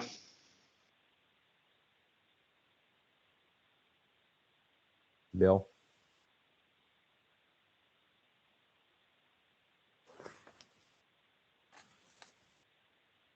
I'm assuming he's saying yes. Okay, so this will be a complex conversation. Rose, I'll talk with you later about what slides we'll want for this part of the conversation at the board. Yeah, I will. If I could just one piece of clarification or an idea for you to all to consider. So based on the conversation, to me, it was what I heard is that a lot of folks are leaning towards the Kaiser Moda solution for Kaiser. So that might be a little bit easier. And then on terms of what to do for the Moda population, there seems to be some agreement for the established procedures for Livongo, but also for, the in-house solution for Moda. So what you may consider or think about during the break or before the board meeting is that sometimes when we work with clients who aren't sure which way to go, they will literally set up both solutions, one for half of the population and the other for the other half of the population. And then you measure which one is doing a better job after a particular time. And then that one ends up getting rolled out to the whole population. It's a little more administratively complex, but it's a bit more scientific. Okay. We'll talk about that more. Yeah, well, that's a nice, the question is whether or not that's practical, how it worked, how you divide populations. It ain't simple, but we can think about that in the future. Okay, if we're able to, I think we'll try to get in one more topic before we take a break. The first one is the Better Choices, Better Health. This was discussed at the board meeting last month in March. I wasn't part of that. This is an area where we have gotten one public comment, and it was part of the board packet, and Glenn also sent it out to SEOW members and people on the SEOW distribution. There was a letter from a person who has gone through the Better Choices, Better Health program twice and is actually thinking of doing it a third time. It has been helpful each time that she has participated in that. And this was one person, a recommendation that we continue to offer Better Choices, Better Health. So I think that fairly describes the public comment. And again, it's available for those of you to read. For this topic, we have a half an hour scheduled to talk about it. And we are going to have a quick review from Willis Towers Watson. We were going to then ask our two plans to give their comments on what we should be doing with Better Choices, Better Health, and whether or not they have alternatives in place to this program. And then the committee will discuss it and come up with recommendation over the last 10 minutes. So Jenny, you're on again. Well, Matt's really going to review most of the information in here. I will say that, we're going to do a quick review of the recommendation for all of the wellness programs. So Canary, WW, and WebMD1, because the board this afternoon does need to vote specifically on whether to continue or not continue the programs for the upcoming year. So I understand that. I was hoping, though, that we could separate the WebMD and a WW to a separate conversation. Is that possible? Okay. Sure, absolutely. I mean, I think the other ones are not contentious. I think what's contentious is the BCBH. Yep, Sure. I agree. So Dr. Siltwell, happy. Why don't I'll go over the information for the Yes. Better Choices, Better Health program. Perfect. And then we'll go through. It's not going to take long, and then we can open it up and the carriers can provide commentary, and then we can have a discussion. Okay, thank you, Matt. Yep, sounds great. So if we want to go to the next slide here, as Dr. Siltabo sort of set the stage here for us, we're currently reviewing the Better Choices, Better Health program to make a decision whether or not we want to renew it for the 2022-2023 year. And so if you take a look at just a program overview, and I think we're all familiar with Better Choices, Better Health, it's an internet-based group workshop that uses content from chronic disease self-management programs, living well with chronic conditions, developed at Stanford University. It's an evidence-based workshop, includes 6 weeks of guided lessons from trained peer and online discussions with other participants. It's focused on chronic disease management, decision-making, problem solving, and action planning. And like we're going to discuss here in a second, so while it is a chronic condition workshop, individuals are not designated in what topics that they need to select. It's based on what's important to them. And then they're peer-led workshops where they're provided decision-making tools, problem solving, and action planning. The topics include how to deal with frustration, fatigue, pain, and isolation, ways to maintain and improve strength and flexibility and endurance, healthier eating, managing your medications, how to communicate more effectively with family, friends, and health professionals, and how to determine whether a new treatment or medicine is right for you. On the right-hand side of our slide that we have here is the engagement numbers for this Better Choices, Better Health program throughout the years that it's been available. If you take a look from 2016, where we saw the peak in registrations, down to 2021, where it started to, after the pandemic, sort of come around a little bit, you can see the amount of people that registered, the amount of people that showed up for session 1, and then the amount of individuals that completed the session. It is a 6-session workshop model. You can see 4 sessions, 6 sessions, and then the percent of registered who fully complete the program. And then the below is the annual costs. And one of the adjustments that Canary Health has made throughout the years is that OEB, I think it was like in 2019, 2020, went back to Canary Health and said, hey, we don't think that we should get billed for people that register. We think that we should get billed when the person shows up at their first session. And so that was sort of what adjusted. So if you see that drastic cost in pricing, and then the second billing, I believe, happens when they complete session 4. So when they enroll and show up, and then session 4, so that's where you can see that drop off in pricing there for the Canary Health Better Choices, Better Health program. So let's go on to the next slide, please. So Canary Health, Better Choices, Better Health, our considerations and recommendations. So Better Choices, Better Health is an internet-based, peer-led group workshop that allows the participants to select what area of health is important to them, as we discussed. So it's not directed, it's not a diabetes-focused program, hypertension. It's open, peer-led workshop. You see a significant drop of those who register for the program and show up for their first class. So more than half of the individuals who register for this program don't show up for their first session. Participation in the program is varied. So if you take a look at the individuals that completed the 4 sessions, so then only about 34 throughout the years, 34 to 42% of enrolled participants complete 4 sessions.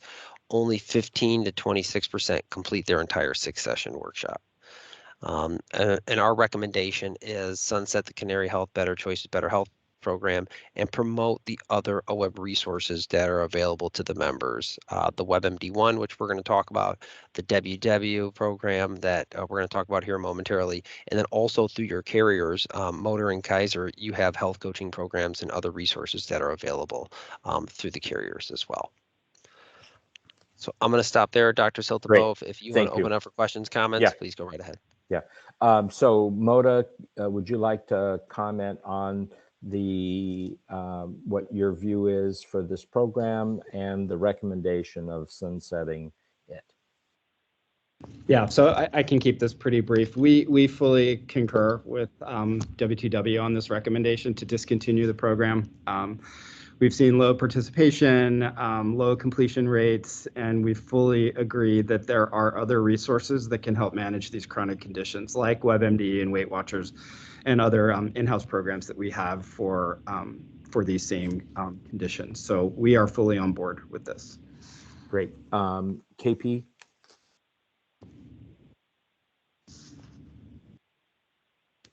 Yes, thank you. Emmy, it looks like you're on mute.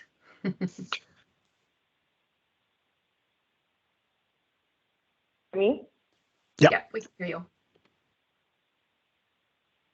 All right, I'll go ahead and take that. So as you heard, Canary offers the Better Choices, Better Health program As we did for pre-diabetes, Kaiser Permanente was asked to review what programs and resources we currently have in place that might overlap with the existing Better Choices, Better Health program.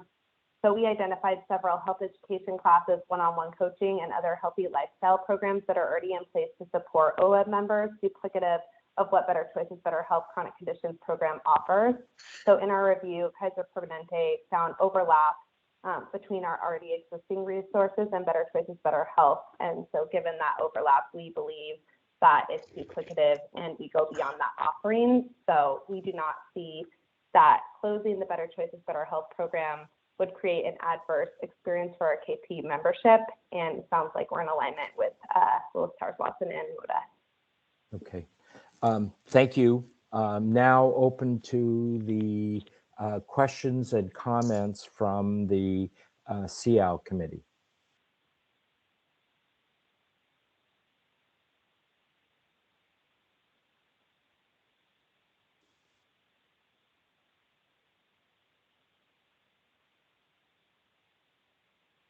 So if there are no particular comments, I am going to actually ask for a straw poll in terms of the recommendation. So the recommendation is for us to sunset Canary Health, Better Choices, Better Health program, with having our plans continue their development and for us to explore what's available on in our other wellness activities.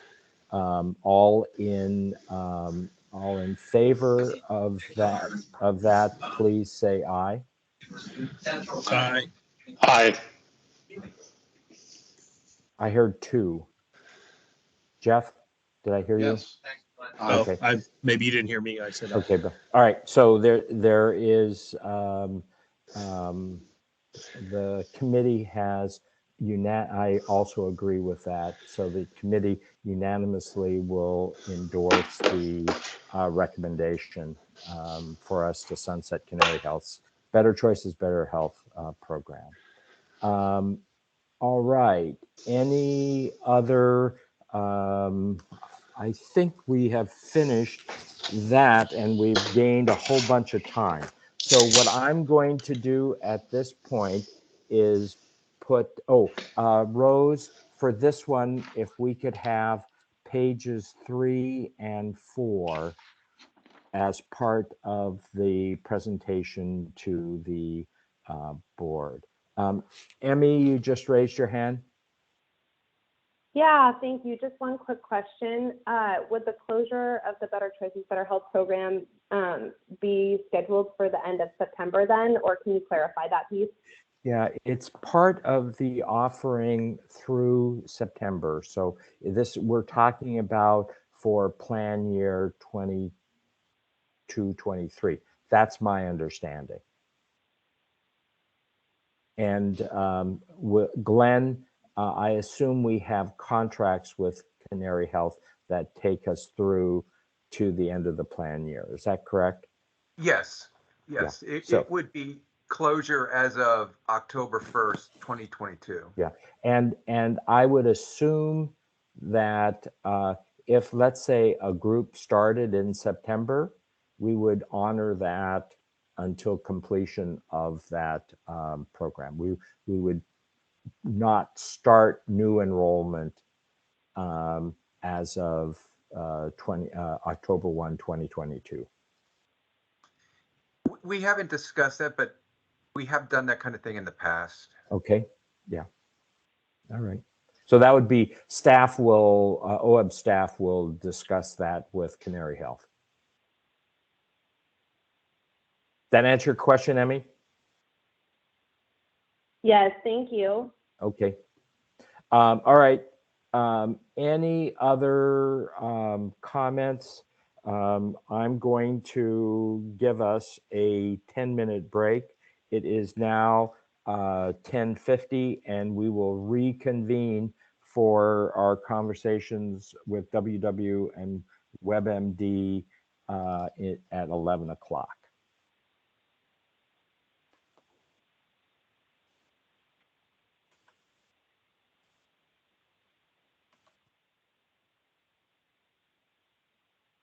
Hey, Tom, Yes. what were the slides you wanted for Oh, the 9, 12, and didn't get to the last one. Okay, so for the basic the BCBH is pages 3 and 4 of the Canary House. So you're showing Got one those. now, and it's the previous one. Okay. For the diabetes prevention, it's more complicated. The numbers that I had written down included page 7, which was best in class features, CDC certification, which was page 8, options, which was page 11, costs, which were page 12, and the Livongo and Omada outcomes information, which was page 15. Okay. If it is not impossible, if you could move the page 15 between pages 7 and 8. Oh, I'm going to have to just go through the whole slides and Fine. just really go through them because I don't have time to redo a slideshow. Yeah, I understand. So what I'll do is I'll just call out the number. Okay. And then you can just go to that. That will work just fine. Yep, that's easy enough. Super. All righty. Thank you so much. You bet. Tom, Yes. just one, I didn't bring it up in the DPP discussion, but one thing that in regards to the kind of connection with the Moda 360 navigators, Yeah. they already have that connection, with Livongo on the diabetes management. So I really don't understand how they couldn't also promote the Livongo pre-diabetes program. Maybe there's a more integrated through the whole process, but I still think that the 360 navigators can be used as a valuable source for promoting a third party source. Glenn, this is Erica, and that's true. And I know that we've said that before at a board meeting. So absolutely, if the board decided that they wanted to move forward with Livongo, we absolutely would build that into our Moda 360 platform, and it would be promoted to members as well. Okay, I was just curious. Yeah. Okay. I mean, I think that this is the difficult one. And the issue has to do with, for my personal feeling, is that it has the potential of greater ownership because it is internal, and if they're willing to give it a go, and we can put requirements that they get CDC certified by March of 2023, and if not, then they switch over to Livongo. It's not like Livongo goes away, that option goes away, but if there's the interest of the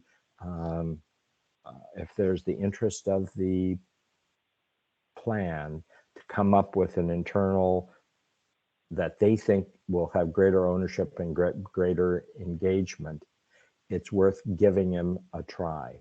I think that was my interpretation of the SEOW membership, and we'll see where that goes with the board. Okay, I'm gonna go on to mute and rejoin the group in 6 minutes.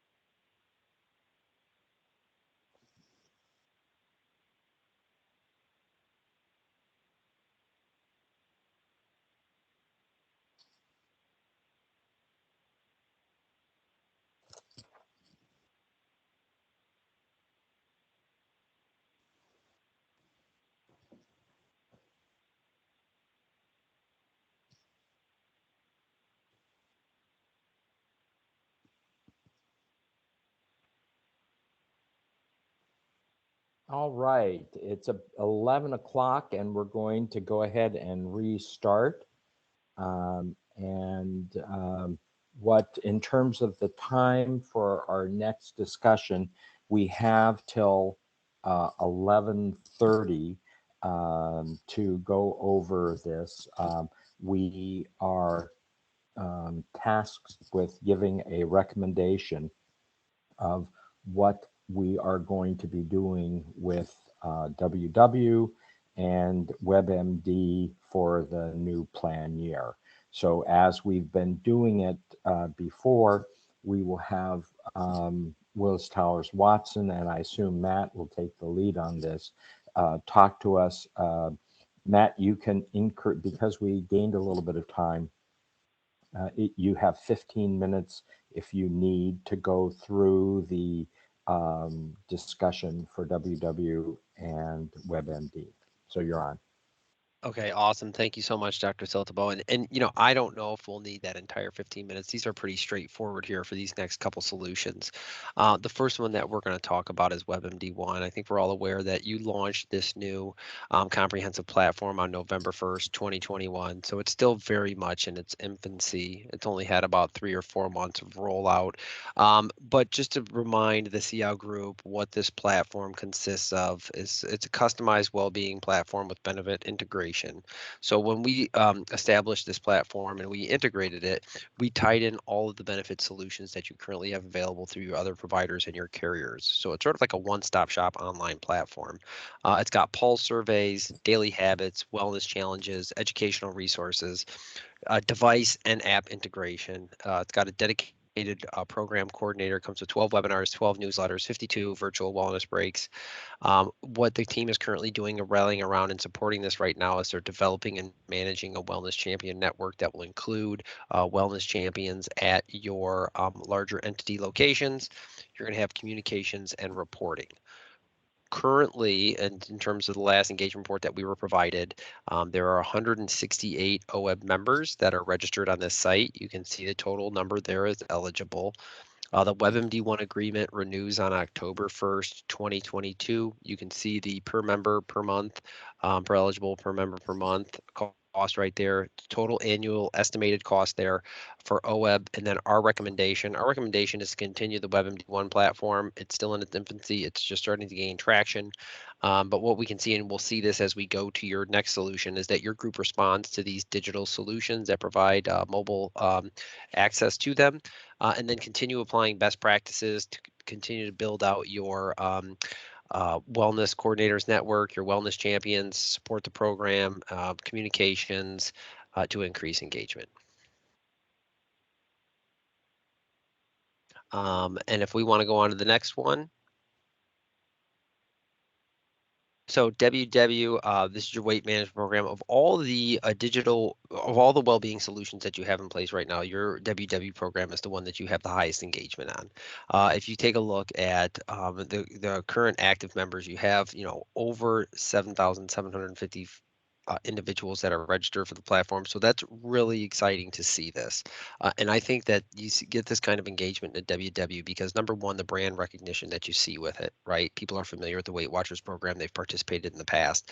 But also one of the reasons why I think you see the high engagement in this program is the digital focused and the mobile app based solution that they provide your individuals. They can engage with it right from the palm of their hand. So they're familiar with the brand. They know the brand. They like it. It's available to them right in the palm of their hands. The individuals have registered, and so we've seen a really good turnout for this.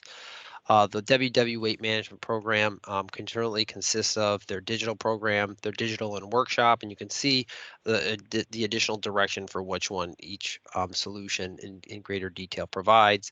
Their Curbo and their Digital 360. We've just talked about the recent engagement numbers, and then we've broken out the engagement numbers and just to sort of, reinforce that. So 56% of your members who are on this platform are participating in the digital solutions. So you see 57% digital, 7% digital 360, 37% are participating in your workshops. You have 40 Curbo participants. And then the outcomes, they are able to, WW is able to provide you with outcomes reporting. So 27% of average active members lost 3% or more of their weight, 10% increase in healthy BMI, and 7% decrease of members in the obese 3 category. So that's really exciting to see these individuals who are in obese 3. We're seeing a decrease in that. See the annual program cost for that is about 1.4 million.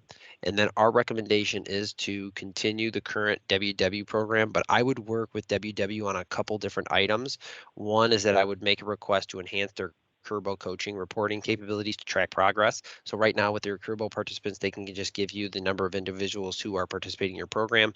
They can't give you any, okay, how are they progressing along the stages of change? What kind of goals have they set and they've met? What kind of progress have they made since they've been engaged with their coaches for X period of time? So I'd want to see that built out a little bit more. And then also, I would work with WW to really revisit how they consider active members. And I think this is something that I've brought back to the group in the past. You know, for an individual, and you heard the Moda individuals talk about this earlier with these digital solutions. Sometimes they consider a person engaged. Let's say if they just open the app and they read a recipe, right? And do we really consider that person engaged? And so what I'd want to do is I'd want to really better understand that. And I know that's how they do it with WW, and then have them add additional metrics. So instead of the person just coming to the app once a month and they're engaged, they have to come to the app a certain amount of times and really engage with it and show that they're ingesting the information before we consider that person as active. And so that would be my recommendations to the SEOW group. Comments? I agree with the recommendations of the consultant, especially Matt's last comment. Okay. So we will task we'll have staff task and our consultants task the conversations with WW during coming up with the next year to identify some of these additional things. I am in 100% agreement with our comments around WW. For what WebMD, the thing that has been the challenge for us is that we are paying a fixed cost, a per employee per month charge for our WebMD platform. And what looks on the surface a relatively low participation rate. But when we had this conversation, I believe it was in December, the thought is that this is a good platform, and they made the commitment to work with the development, the nurturing of the wellness champion network. And several of us were involved, pretty substantial work in terms of reviewing and developing a plan for our wellness offerings. Jenny, you remember it, all those meetings that we had. Jeff, I know you were participated, and Glenn, you were part of all this. So one of the keys we thought was OEB is pretty distant from our members, while the wellness champions really had a chance to make a difference at the local level, and that I think, Matt, you've said this before, and I agree with it, that this platform that they have really does supply them with a tremendous number of tools that the wellness champions can use at the local level. The challenge is going to be making it happen.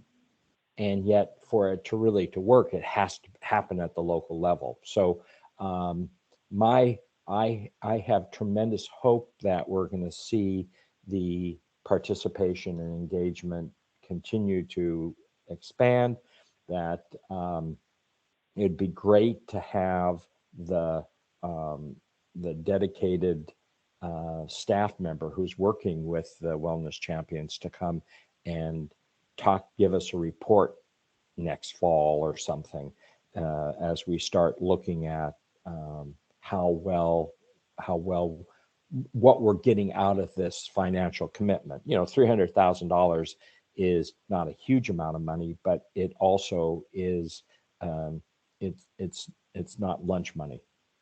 It's substantial, and we should be getting something from it. So I'm my feeling is that I'm supportive of both, and even with the participation numbers that are currently low with WebMD, I think that they will increase. And if they don't, then we'll, you know, a year from now, we'll be debating what do we do with this. So those were my comments. Bill or Robert, do you have anything you want to add?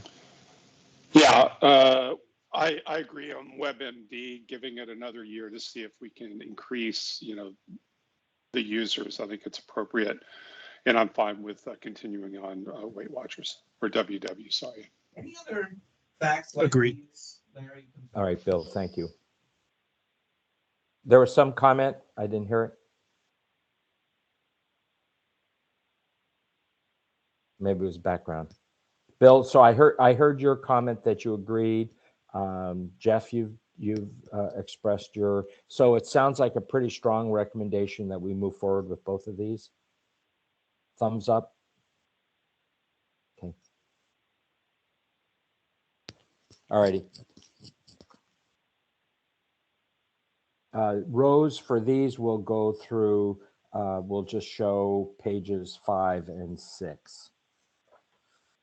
Okay, we have gained lots of time, and we are now ready to go into the pharmacy report. So, Jenny, who's going to take us through this?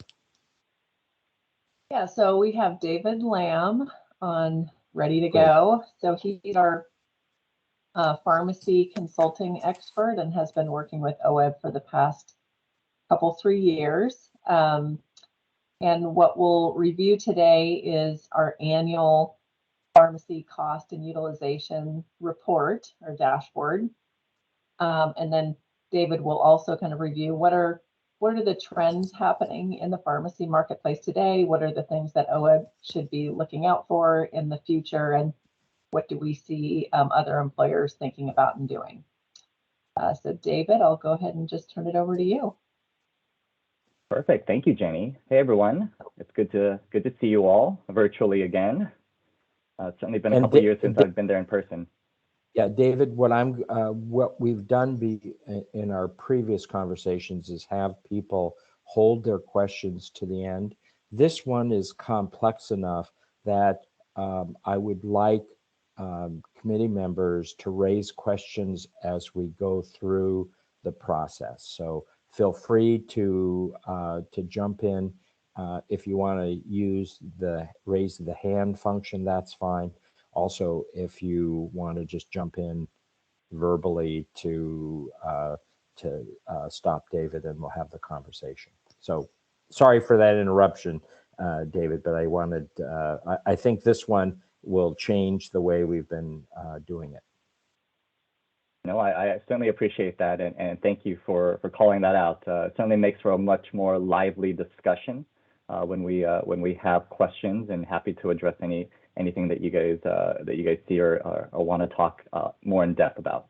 So, and thank you, Rose, for getting the agenda slide up. So today we're going to be going over the pharmacy market trends. We'll talk about the utilization piece, and then we'll look at areas that we're going to want to watch for, and then we'll also finish it up with opportunities. We can go over to the next slide. Perfect. So pharmacy trends, what we see, and we've done this in years past, but we wanted to hone in on 4 key areas that we feel are certainly one of the biggest drivers for pharmacy. I hope this all resonates and makes sense in terms of, I'll start with I'll just go numerically in order. So number 1, a drug pipeline and recent approvals. we certainly recognize that the pipeline of medications has certainly changed from what we would say traditional medications when you used to think about, antidepressants, cholesterol-lowering medications, high blood pressure medications, and have now shifted over to more specialized medications. And I think we've seen that through advertisement. We've seen that through commercials when you watch your evening news or evening television. There's probably not a chance where you can miss a specialty type medication, Humira, Otezla, all of those type of medications that you've seen. Those are the type of specialty medications that are now certainly dominating the market. And what we mean by that too is that they are dominating the market in terms of advertisement, but also in terms of FDA attention, and also how the plans are managing costs. A lot of these medications that are on television are very, very high cost. We're talking about somewhere between $4,000 to $10,000 for some of these medications that you see on television, right? And we're talking about $4,000 to $10,000 per month. And I'll certainly highlight some of the other more expensive medications as well as we go through this. But just probably not a surprise that we've seen a lot of more specialized medications, and probably even medications that have been able to treat conditions that have never been able to be treated in the past. But what we're seeing is, and why it's such an important part, is that it is impacting the overall cost, and it's really changing that paradigm of traditional medications that were usually less than $100, right, for branded type drugs. And as I had mentioned, we're talking about now thousands of dollars, and I'll certainly highlight at the end of this deck when we talk about additional pipeline drugs, but we're talking about $1 million price tags now for some of these medications. So, and the other area that we are focused on in terms of drug pipeline is just what is the generic landscape for these specialty type medications. And when I say generic landscape, that's the term that we're all accustomed to. But for these specialty type medications, we call it biosimilars. So what we're watching for the landscape is we're watching to see what other type of similar medications that can come into the marketplace at a lower cost, and how much lower can they be, and how easy is it to attain some of these lower cost specialty type medications. Those are the things we're watching for. We're looking at legislation. We're looking at who can manufacture these drugs, and who can do it in a similar fashion where it has the same efficacy. And ultimately at the end, we are seeing that same efficacy. So I wanted to at least spend a little quick time to paint that picture for drug pipeline. So the other area of pharmacy that we are looking at is obviously the landscape of vendors. We know we've seen the traditional PBM vendors, and now we're seeing a lot more vendors who can come in with a proposition to either say we can focus on a specific area where traditional PBMs cannot do as well, and we think we can do better. And we're looking at overlay type programs, we're looking at carve out type programs, and we're looking at even vendors who focus on, as we are decoding the human genome, we're looking at pharmacogenomics and identifying opportunities where genes and drugs will work hand in hand to identify the most efficacious type medications for particular members, to minimize any transitions or barriers to care, and what I mean by barriers is not necessarily from a benefit standpoint barriers, but in terms of minimizing having to switch from one drug because that drug failed to moving on to the next one and the next one. The genomic sequencing, or the opportunities around pharmacogenomics, helps to pinpoint some specific targeted drugs that can help members get the best efficacy that we would expect. So certainly a new area, new players in that space, and it's something to watch out for because it's still coming to maturity as we're seeing. So that's the landscape. Number 3 is regulatory. As we know, we've seen a lot of regulatory in the past 2 years, particularly around COVID, and around coverage for COVID medications, COVID treatments. Those are the things that we are certainly seeing in terms of the regulatory landscape, and it's going to continue to change. We recognize, the Oregon Health Authority. We recognize that Oregon, as a state, has the ability to impact drug pricing and impact how PBM vendors can manage medications. So those certainly play a huge factor in impacting how pharmacy is provided as a healthcare service. And what we also recognize, at least the third bullet, the Build Back Better piece, is we are recognizing that there are new legislation, new focuses on drug pricing. So certainly not a new concept and not a new topic, but certainly new attention to try to see if that can pass in legislation and where is there opportunity to make change. So that's regulatory in a nutshell. And of course, the other areas of focus, just like what you guys had discussed in the prior meeting, or at least the prior topic of discussion before this one, what are the areas of opportunity for focusing on conditions for members? If that's well-being and mental health, where does pharmacy play a piece in that? If it's diabetes, because it's one of the most prevalent conditions that affects a major population in the United States, how can that be addressed from a pharmacy standpoint? And inflammatory conditions, those are the ones that I talk about. Those are very, very high cost medications that affect a very small percent of the population, such as that Humira that I used as an example. Those are another areas that continue to be top of mind for a lot of our employers. And of course, cancer has always been top of mind and always impacted our employer groups from year to year. And of course, with all that call out, how is the affordability? How does that play into all that? How do you balance all those pieces? So that's the pharmacy trend. I spent a little bit of time on that one, but I hope that makes sense. And again, feel free to jump in if you guys have any questions. We can go ahead and move on to the next slide.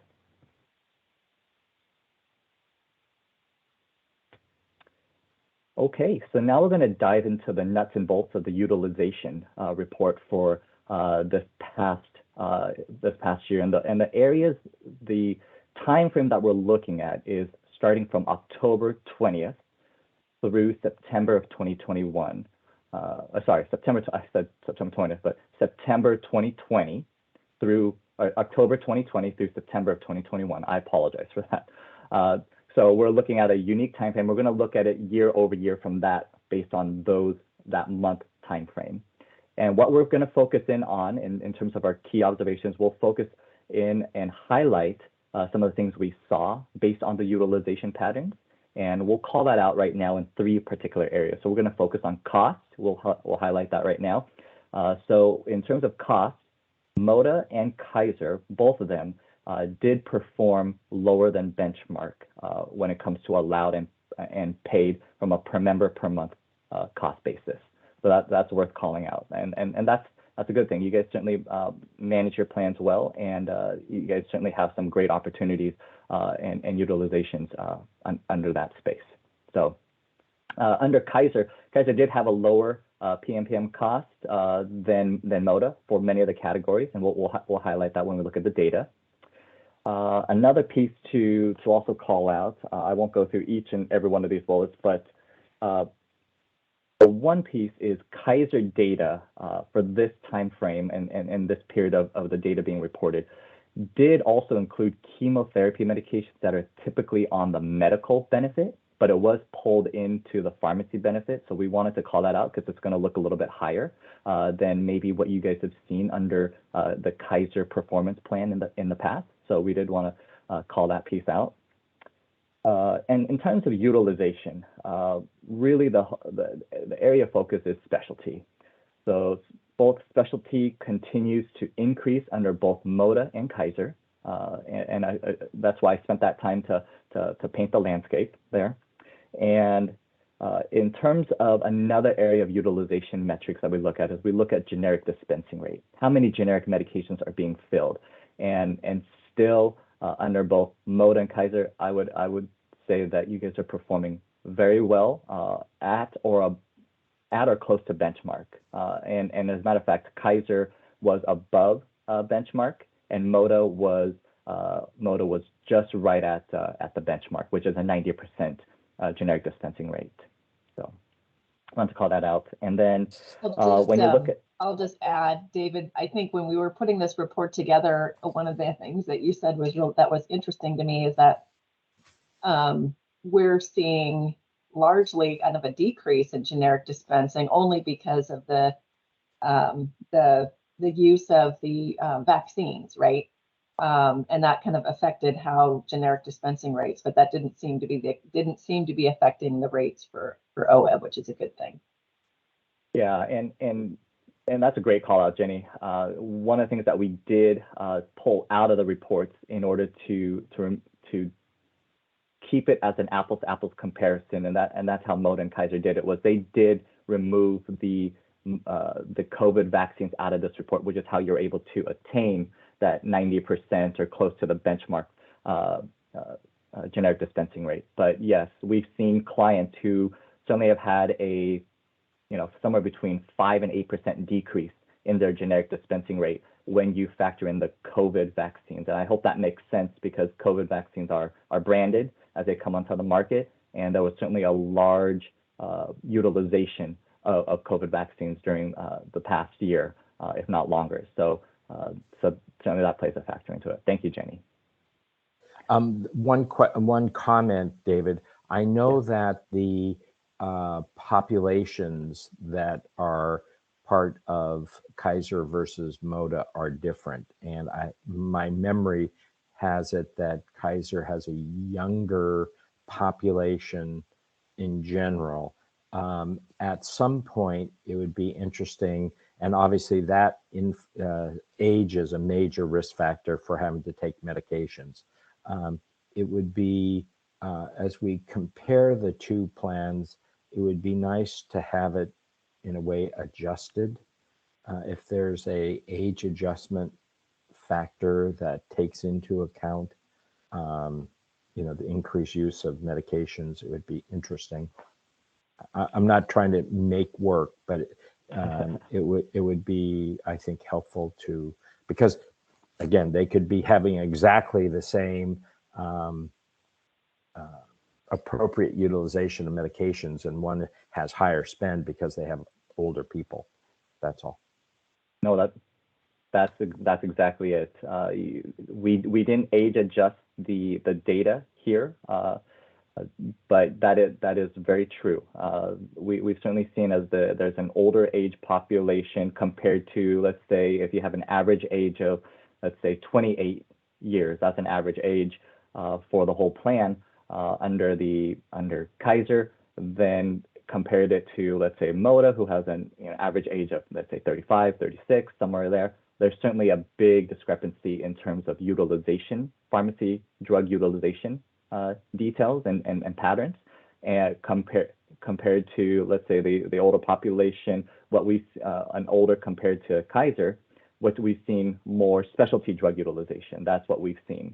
Typically, it's a different type of drug use. So yeah, that's a good call out. And we can do that as a take back.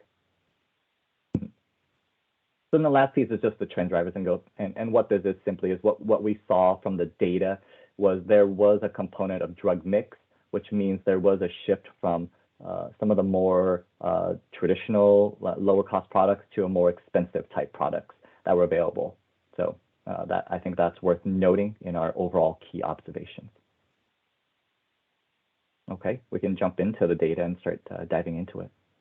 Oh, actually, my apologies. We'll go through some of the plan changes that were implemented just to give you a historical snapshot as to what has happened in years past. So I think what I'll do is I'll just call out some of the highlights here, some of the big changes. So in 2017, 2018, one of the big changes that was implemented under the Moda plan was the pharmacy infusion site of care program. That's certainly what we've seen across many of the carriers offering a program of this nature in order to identify more convenient opportunities for members to get their, and these are medical drugs, so typically these are, you know, IV infused. You usually go to the hospital system to sit in a chair for a couple hours, get situated, get the IV put in, get the medication infused, data for monitoring. So now in 2017-18, the opportunity was to allow members to go to to either have home infusion, which is certainly more convenient at their own time. It also came with a lower cost opportunity as well, as we've seen, compared to health system prices versus home infusion prices. There's been certainly a delta in price difference there. And then the other piece is just going to a local provider's office, which is a little bit more closer to the home of a member, certainly more of a more convenient factor. If a member says, I don't want to get it done at home, I prefer not being near my kids or having them see me, I'd rather just go somewhere more local, that was another convenient option. But that was a good piece, and there was certainly some big changes and opportunities for members, and also some cost savings that came along with that. So I wanted to call that out. In 18-19, another big one was going with a more tightly managed formulary, which means that the formulary was not necessarily just open for any drug to be acquired at the pharmacy or be prescribed by a provider. It now meant there's a little bit more preference to certain drugs that have shown value under the formulary review compared to some of the drugs that might have a lot of great alternatives and lower cost alternatives as well. So having that put in place, that's certainly a big step. And then another convenient option is just moving to a choice 90. That's convenient for the member to get a 90-day supply, especially during a COVID. You know, we've worked through COVID for the last 2 years. It's more convenient to get a member to get a 90-day supply at the retail store if they didn't want to use the mail option. But also on top of that, there's also some discounts that come along with it, improved pricing that came with a choice 90. So certainly a win-win opportunity there. And then I'll just go ahead and move on to the next slide, if you don't mind switching. Another big one is watching for, and I'm going to focus on the 2020 to 2021. Another area is Moda emerging cellular and gene therapies. So another big one that I talked about. So the drug example here is Luxturna, and Luxturna costs nearly $1 million for the infusion. And there are specific centers of excellence who are preferred for infusing or administering this medication into the member. It's a very specific procedure that requires a specialist to do so. And so there are certainly a handful of healthcare facilities that can do it, but what's been identified is at least certain facilities will not do an upcharge on the drug while they're administering the medication. So identifying those areas of those health systems of opportunities that are not going to try to make a profit on already a very expensive medication. So I thought that was another one that was worth noting. And of course, continuing to move in that fashion for 2021, 2022, continuing to identify centers of excellence and identifying as more gene therapies come onto the market, honing in on those centers of excellence.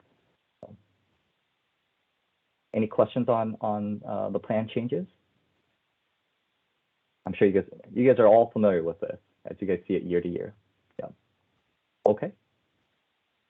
Now I think we can get into the data component with the next slide here. So here are the key metrics that I had talked about in the overall observations. So when you look at the total allowed PMPM, I'll just start at the upper left-hand side. You can see we do have some best-in-class benchmarks. This comes from our WTW Optimizer tool, where we look at our overall benchmarks within our plan sponsors and clients. And so when you compare it to the $124 per member per month, you guys are certainly doing well compared to that best-in-class benchmark. And there is an increase, so we'll talk about that as well. But still, from an overall performance perspective, you guys are doing well and performing under benchmark. when we break it out by plan paid, the first one was total allowed, so that includes member costs and plan costs. But when you look at just plan paid, you can also see it's the same concept here, still performing below the best-in-class benchmarks also. And we'll dive into a lot more of the details. So I'm just going over that part quickly.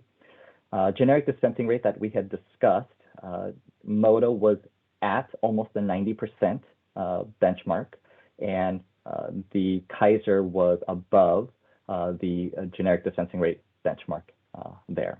So, and then when we look at the trend, which is on the lower left-hand side, the allowed per member per month trend, what we're seeing here is Moda had a 11.1% increase from the prior year, and Kaiser did have a 5.8% increase as well. So there was no negative trend, and so we'll talk about what was driving those factors.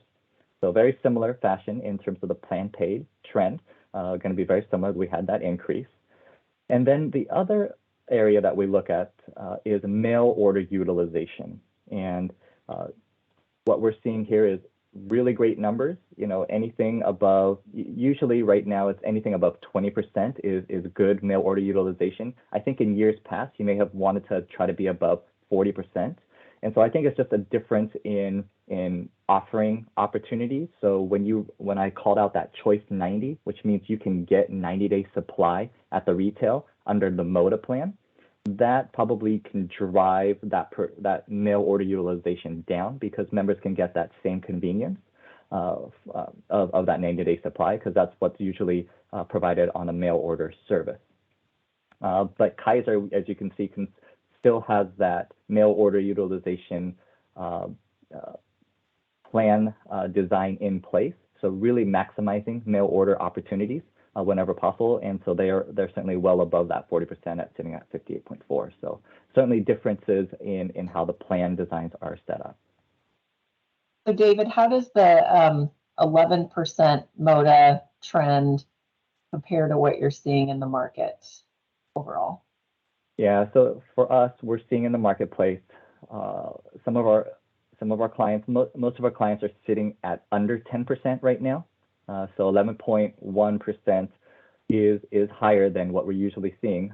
It's not to say that many of our clients are seeing that. We do have some, so it's not just OWEB alone who's seeing this, but we do have some clients who are seeing that increase.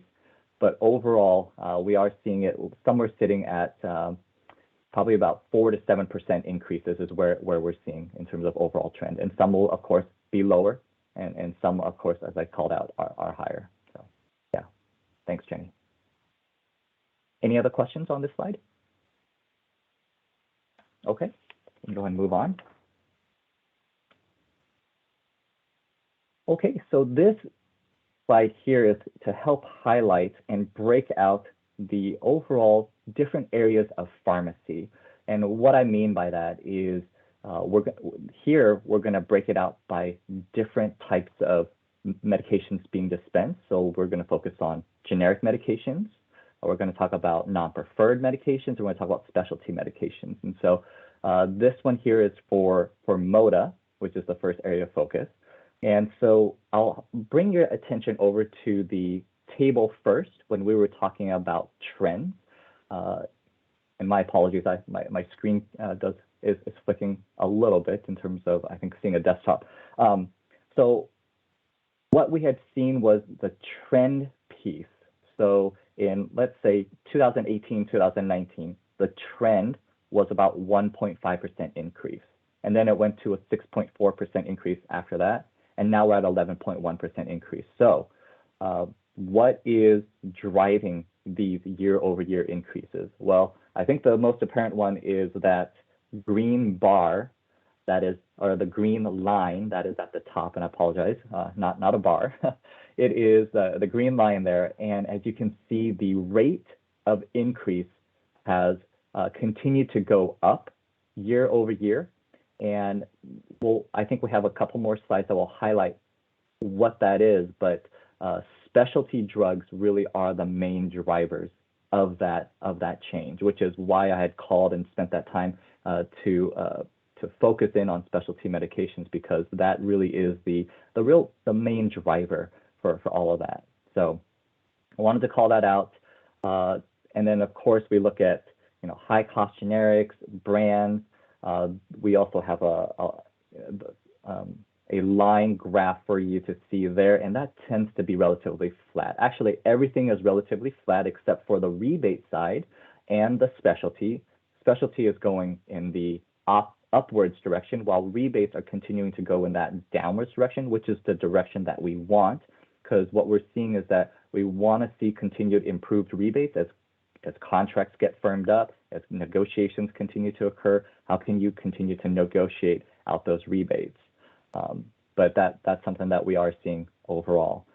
So I hope that helps illustrate where the main focus and drivers are in terms of playing that factor for the overall plan per member per month plan spend.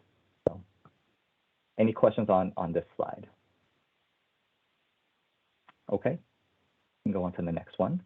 So here's the same concept also, but now focused on the Kaiser plan. And so with Kaiser, obviously the main big difference is, again, that green line from the prior year to the 2020-2021 year.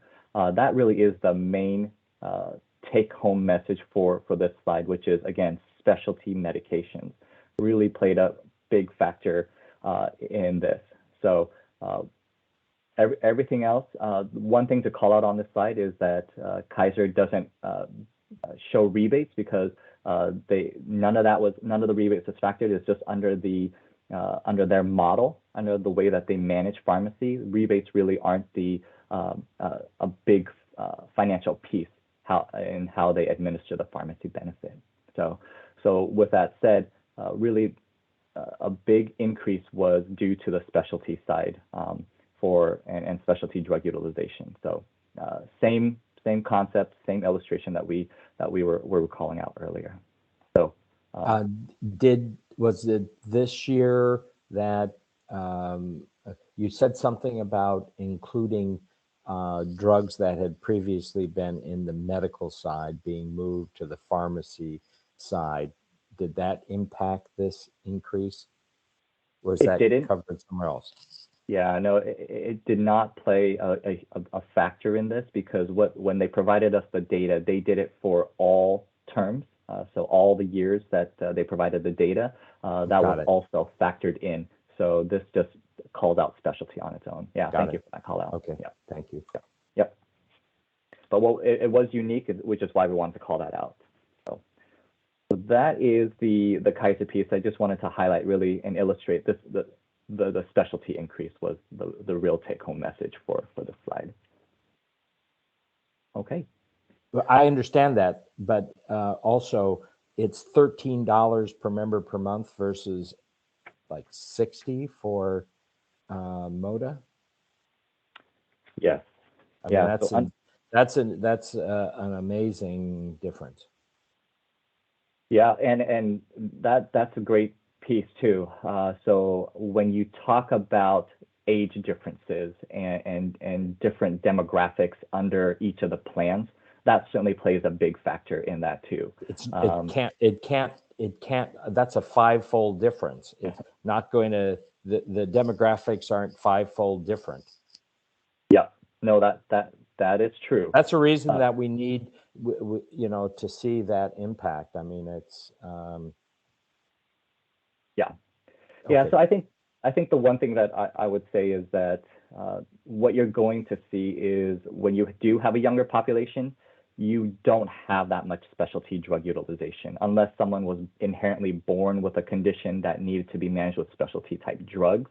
But overall, a younger population isn't going to be utilizing specialty drugs as much. But yes, a five-fold difference. It is worth calling out that that does play a factor. So what it is here is, I think it's a member mix of depending on the type of condition. So if you do have someone who has more expensive specialty drug utilization, that will certainly drive it. Even Kaiser could have someone, if they had that type of member under the Kaiser plan, all of a sudden that $13 could easily double depending on how expensive that that condition is to manage with specialty medications. So I hope that helps. Okay, so now the next slide helps to illustrate the areas that we look at for when we look at per member per month cost from a plan perspective. You know, overall, what is the drug utilization? What's the drug cost, and what's the drug mix? Those are really the main areas that we look at. So on the top bar graph, looking at Moda, the real main areas and drivers was the unit cost impact and the product shift. So the unit cost is just the price of the medications. That's the unit cost piece. And then the product shift is going from, usually it's either going from generic to brands, generic to specialty, or specialty to brand, specialty to a generic opportunity. So when you see an increase of this nature, really what we're seeing is an increase, a directional movement to the more expensive type medications when you see a product shift of an increase. So wanted to call that out.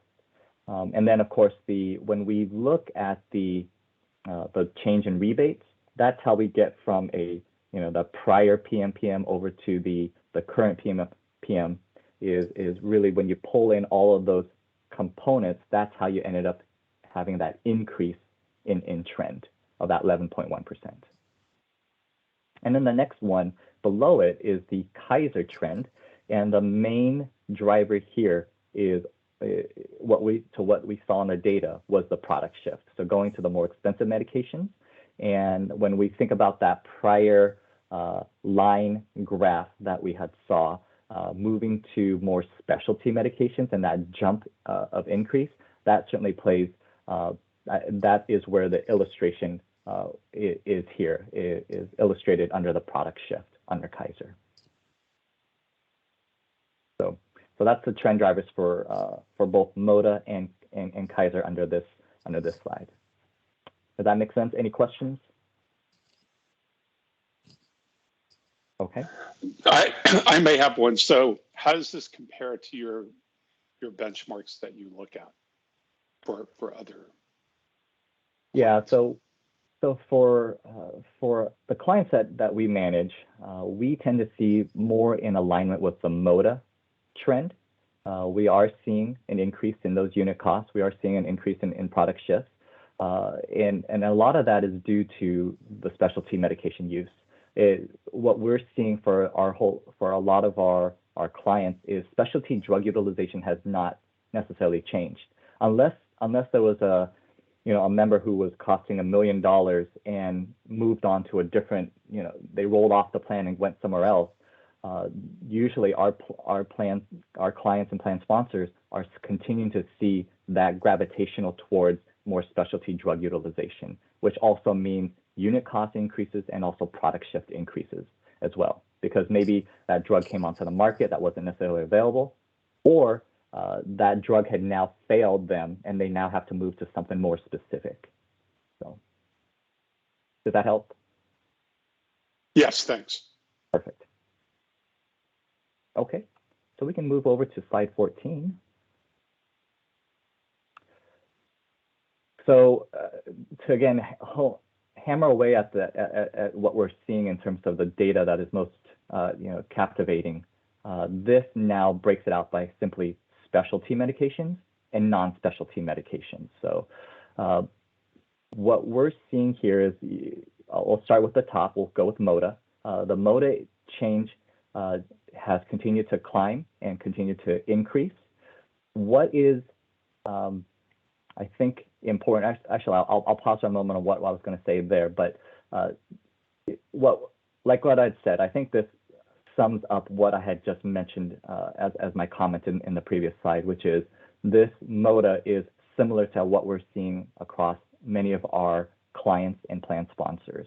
They are continuing to see specialty be the prevalent drivers of the overall cost, and also an increase in utilization as well. And all it takes, and when we're talking about utilization, I probably should just level set for everyone to understand.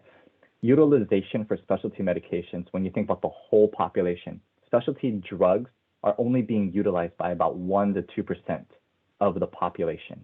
The rest of the 99% of the population is not on a specialty medication. And they may not even be on a medication in general, or if they are getting a medication, it's more of the non-specialty or traditional type medications.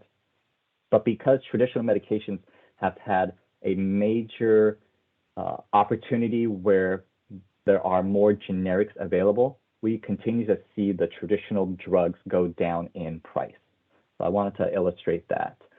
But I wanted to also highlight that we are seeing a continual uptick, just a small, decimal, a tenth of the population, a new member, 1 or 2 new members starting a specialty drug can certainly continue to catapult that specialty trend in terms of overall cost. So wanted to call that out.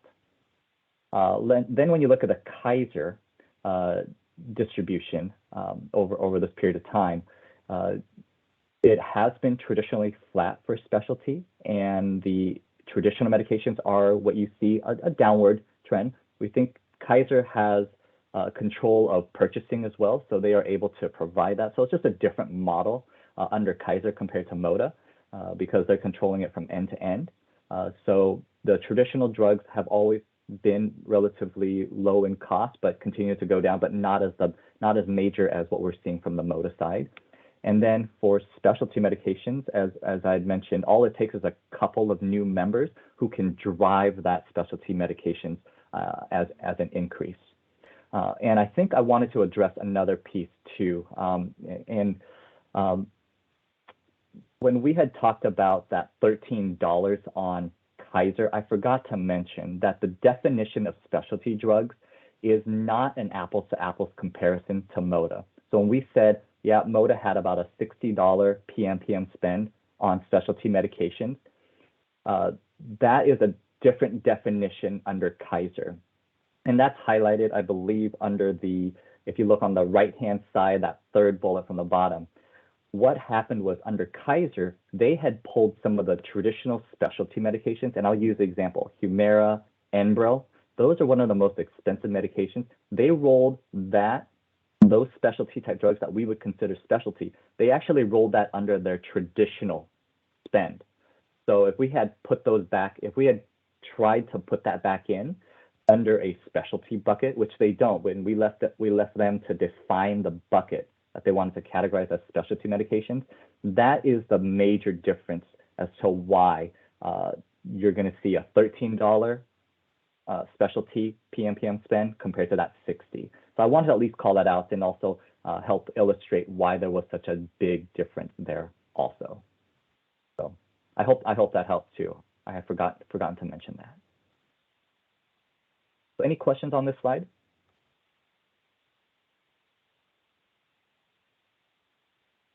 And then I'll just call out for the team. Keep me honest in terms of time. I recognize we started early. Are we still doing okay on time? Do I need to move a little faster? Are we doing okay?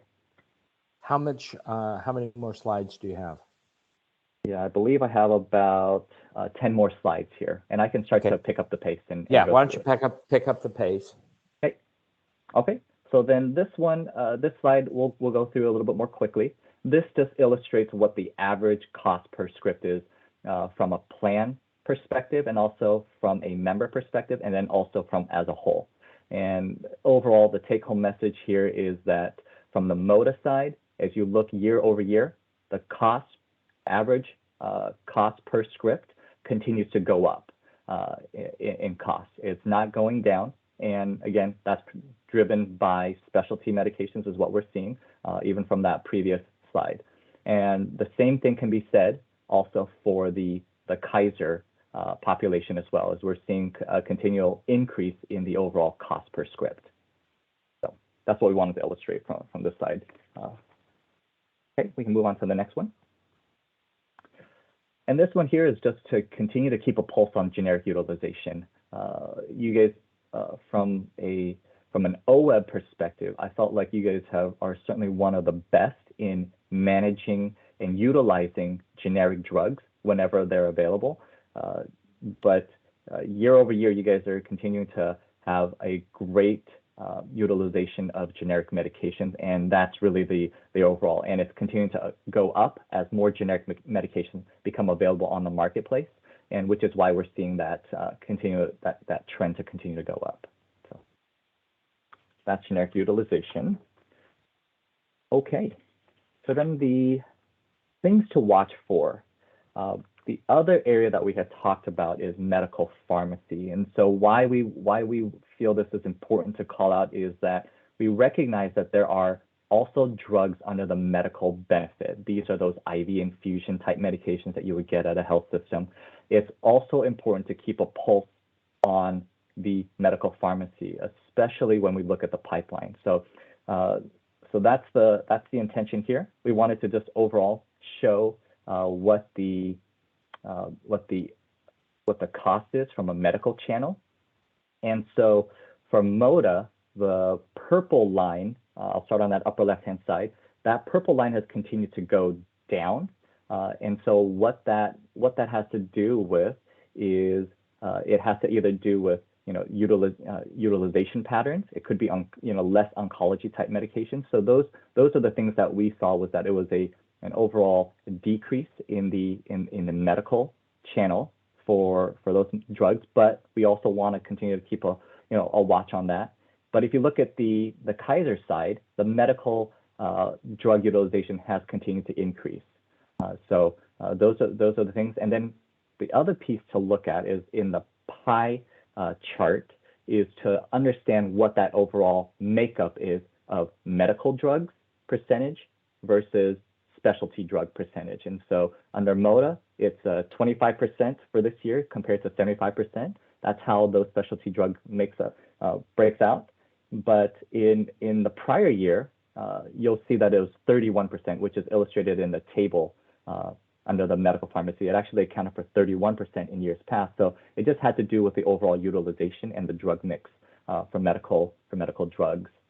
Kaiser also continues to make up a good proportion of the of medical drugs, so it's much larger than that 25. So they sat at the 35% for medical drug utilization, and that mix. And so when you look at the traditional specialty pharmacy, it ends up being about 65% for that utilization. So we wanted you to see that. And the reason I say that is, again, if there's gonna be new drugs that emerge onto the market, drugs that are gonna be at the $4 million price range, $2 million price range, it's good to keep a pulse on things, because those drugs may end up, you may not see that on the pharmacy channel side, but you'll certainly see it on the medical. Either one, you could potentially see a bigger price tag. And if that does occur, that pie chart, that percentage of medical drugs is going to increase quite dramatically when it comes to cost breakout. So I hope that makes sense. Okay. So the next couple of slides, next few slides will now highlight the pipeline. And so there are a lot of drugs here, a lot of very challenging names, even for myself to call out. And so I'll just cherry pick a few here. So one that I'll focus on the $1 million ones. How about that? So the very bottom row, which is called Elatocagene, right? That is now, when you see when I call out that last portion of the name, Elatocagene, if you look at some of these names, you'll see that gene proportion in that last part of the name. Those are the ones that I'm wanting to bring to your attention, because these are now the gene therapies that we've been hearing about. These are supposedly they're a one-time infusion. They are either mitigating the disease where you may not need as much of the traditional drugs needed for these members or for patients, and they might even cure the condition. In years past, we actually thought, when they came onto the market for gene therapies, we thought it was going to be curative. The drug manufacturers are still not willing to say they're now curative, but they are pretty darn close in terms of mitigating the severity of the disease. So it's a major life changer for these members who are receiving these type of gene therapies. But why we're calling out those gene therapies, so the very one on the bottom, right, and the third one from the bottom is another gene therapy, and then there's one for multiple myeloma, if you can see that one there. Those are all gene therapies, but if you look at the price point, it's sitting at either $2 million, $4 million, $500,000. Those are the ones that we are going to say either the reason for the more expensive price tag is the way we see it is they're not as the incidence rate or the diagnosis for these conditions are just not as high. So therefore, the price point is going to be what we're seeing is a lot larger, which is why it sits at that over the $1 million price tag. So wanted to call that out. And if you look at the overall pipeline, these are 3 medications that are coming out, but we recognize that there's going to be a lot more. And I actually have a slide that will address that. So, and overall, again, these conditions are just so rare. It is not common that you'll see it. And when before these medications were even available or before they become available, these are very debilitating type diseases. Diseases where, you know, for that third one from the top, right, the beta thalassemia type condition, members have to get regular transfusions in order to help mitigate the severity of the disease. So imagine the cost of going to the hospital to get blood transfusions on a regular basis, or going to a centers of excellence or somewhere where they can get that infusion. That can certainly be very costly over that period of time, which is another reason why these drug manufacturers are saying they want to charge that large amount, because they think they can mitigate the overall life of the cost of some of these medications. So any questions on this one, or anything you want me to speak to if there's a condition that you find to be intriguing? And I know it's a lot. I know there's a lot here, but I did cherry pick. If not, we can go on to the next slide here. And so this continues to hone in on the way the pipeline is under the FDA. What we're seeing is the intention to submit to the FDA, and what you see in terms of their overall, how they're administered, what their classification is in terms of breakthrough or an orphan type condition. When you see orphan and breakthrough, those are the ones that you end up seeing a little bit more, certainly a little bit more expensive, because it's a new type of therapy that's never been available in years past, or it's an orphan type where it's basically for a condition that has never had a traditional treatment in the past either. So those tend to get a lot of recognition under the FDA. And what we also see is that the FDA tends to expedite at times the approval. So it gets their attention, and they recognize that if it's an orphan type condition, they want to spend a little bit more time and effort in order to either approve the drug or ask for additional details for the medications that are being submitted to them. So I wanted to call that out. And then, of course, the specialty designation, as you can see, a good proportion of these drugs are going to be designated as specialty type medications. So that's slide 20. We can go on to slide 21. And so I focus a lot on the gene therapies, and this slide here illustrates some of those type of conditions that we're seeing. So overall, what we're seeing is gene and cell therapies, and I didn't spend too much time on cell therapies. So cell therapies is just another, it's not gene therapies, but it's a lot more targeted type of treatment for members, a little bit lower cost, but it's being utilized now on the oncology side. And what it's able to do is it's able to, under cell therapy, is able to target those cancer cells and in hopes to eradicate the cancer cells, and not do what the traditional oncology medications have done, which is a blanket type treatment maybe, and impacts the member quite severely. These are now imagined to be more specifically almost like a laser type treatment to pinpoint these cancer cells and to help eradicate them from a member. It also has its side effects as well that come along with it. So it's not to say it's a fully safe profile, but they are very efficacious in terms of if it is the right type of oncology condition, these cell therapies can now come into into play, and it usually is on the medical benefit side, and they can help to really make a difference on members who have that type of diagnosis. So be on the lookout for that, because that's certainly a big play on the pipeline. And then of course the blood disorders. The big ones for us is hemophilia that we've been watching for. We're expecting a lot more hemophilia type gene therapies to come to the market.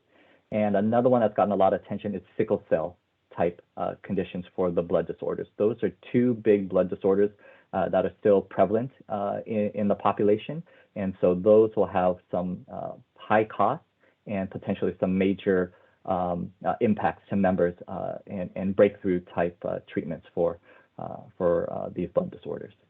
And of course, the rare diseases, I highlighted those in the previous slide, but those, again, these are all very expensive type medications that we start to hit into the gene therapies that I had mentioned. And I should just mention the blood disorders, the rare diseases, all of those are gene therapies. And then the top three, the cancers, those are the cell therapies, just to distinguish those out, to be very clear, which is cell therapies tend to be a little bit less expensive, still very expensive, right? We're talking about near $500,000, but when you compare it to gene therapies, not certainly a lot more expensive.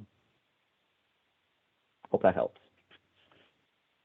Okay, I think we're nearing the end here. What we have is the biosimilar slide here. And why we want to bring that to your attention is that biosimilars are very important to help mitigate the rise in cost of specialty medications. As more and more specialty drugs lose their patent, they will now have the generic, right? We call it biosimilar. So there should be a lot more competitors that will be available to make that medication. And when that happens, what usually we would expect is a big price drop in those medications, especially on the traditional medication. So let me use this as an example. When we have a traditional medication, cholesterol-lowering medication, let's say used to be $100 a month for the brand product. When the generic becomes available, they might come in at somewhere between $5 and $10. That's how big of a price drop. So that's like a 90 to 95% price drop in these medications. Why I call that out is because the biosimilars, we're not expecting that level of price drop for the biosimilars. What we're seeing in the marketplace is probably a 40% price drop compared to the brand or the parent product, but we're not seeing the level of the traditional drugs being that competitive. So it's still a big difference when we're talking about tens of thousands of dollars for these specialty type drugs. So what we're hoping and what we're watching is for how is the utilization pattern for these biosimilars. And when we talk about regulatory or legislation, one of the clear examples for this. So I'll use the Amgevita, which is I believe it's the fourth one from the top for Humira.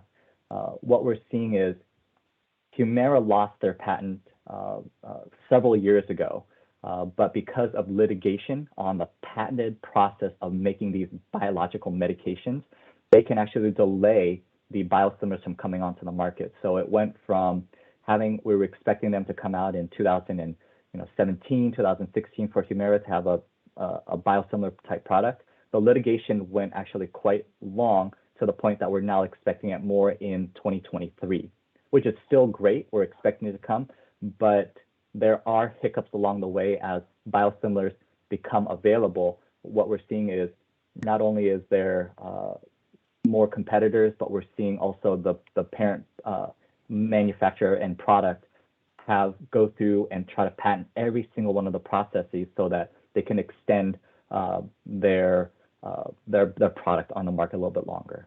So that's still very important.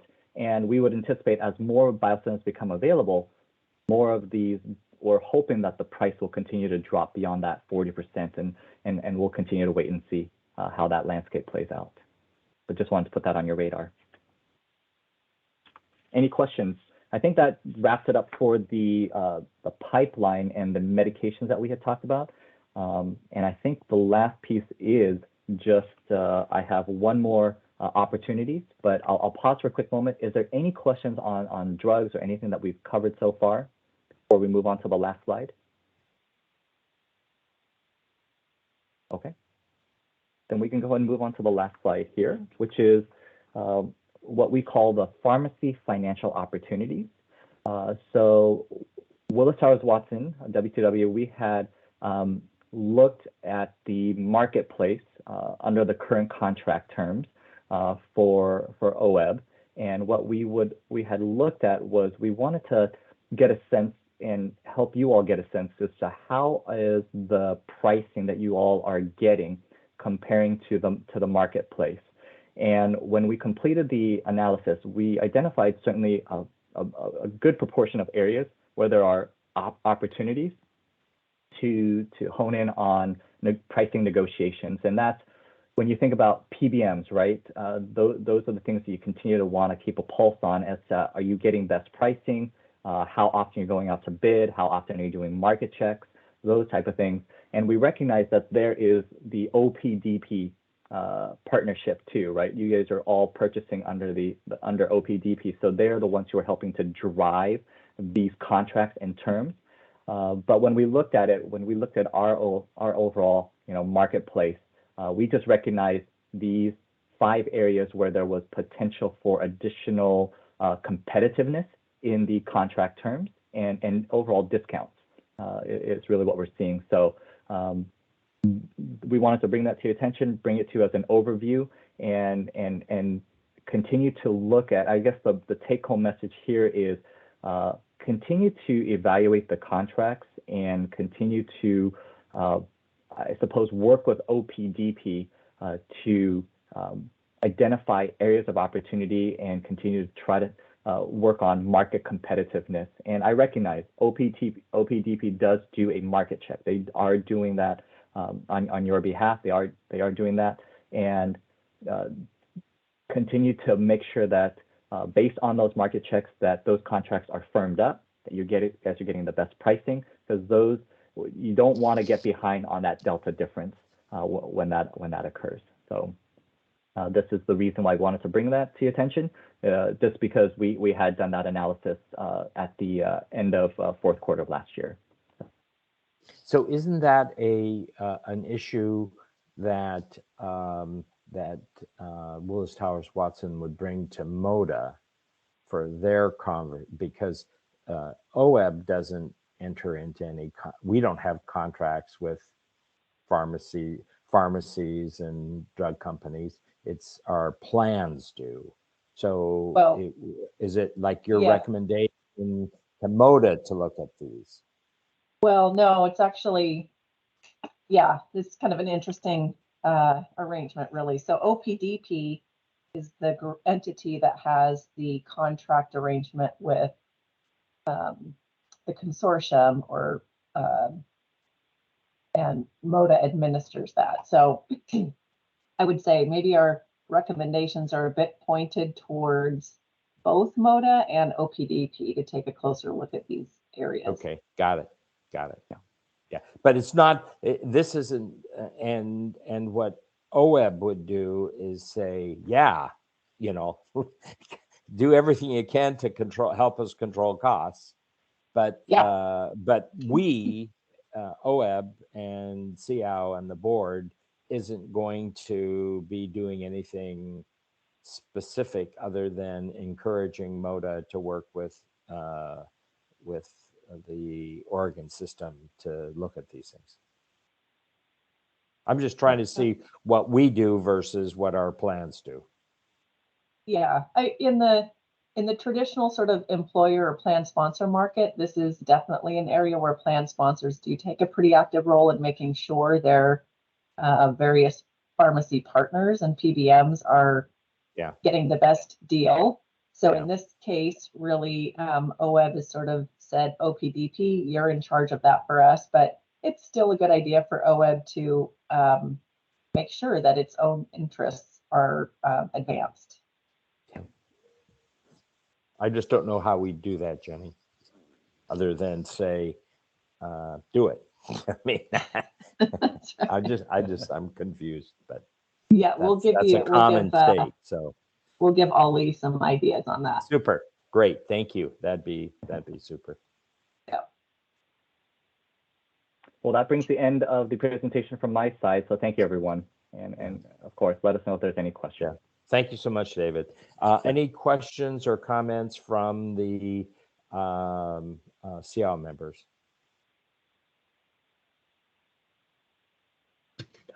No questions from me. Okay. All right. So I think we are done. And thank you all for hanging in there. Pretty fast moving and rich conversations, and got a lot done. So I think we have 45 minutes before the board meets. So everybody get out and walk a little bit, get some blood flowing. Bye-bye. Thanks again.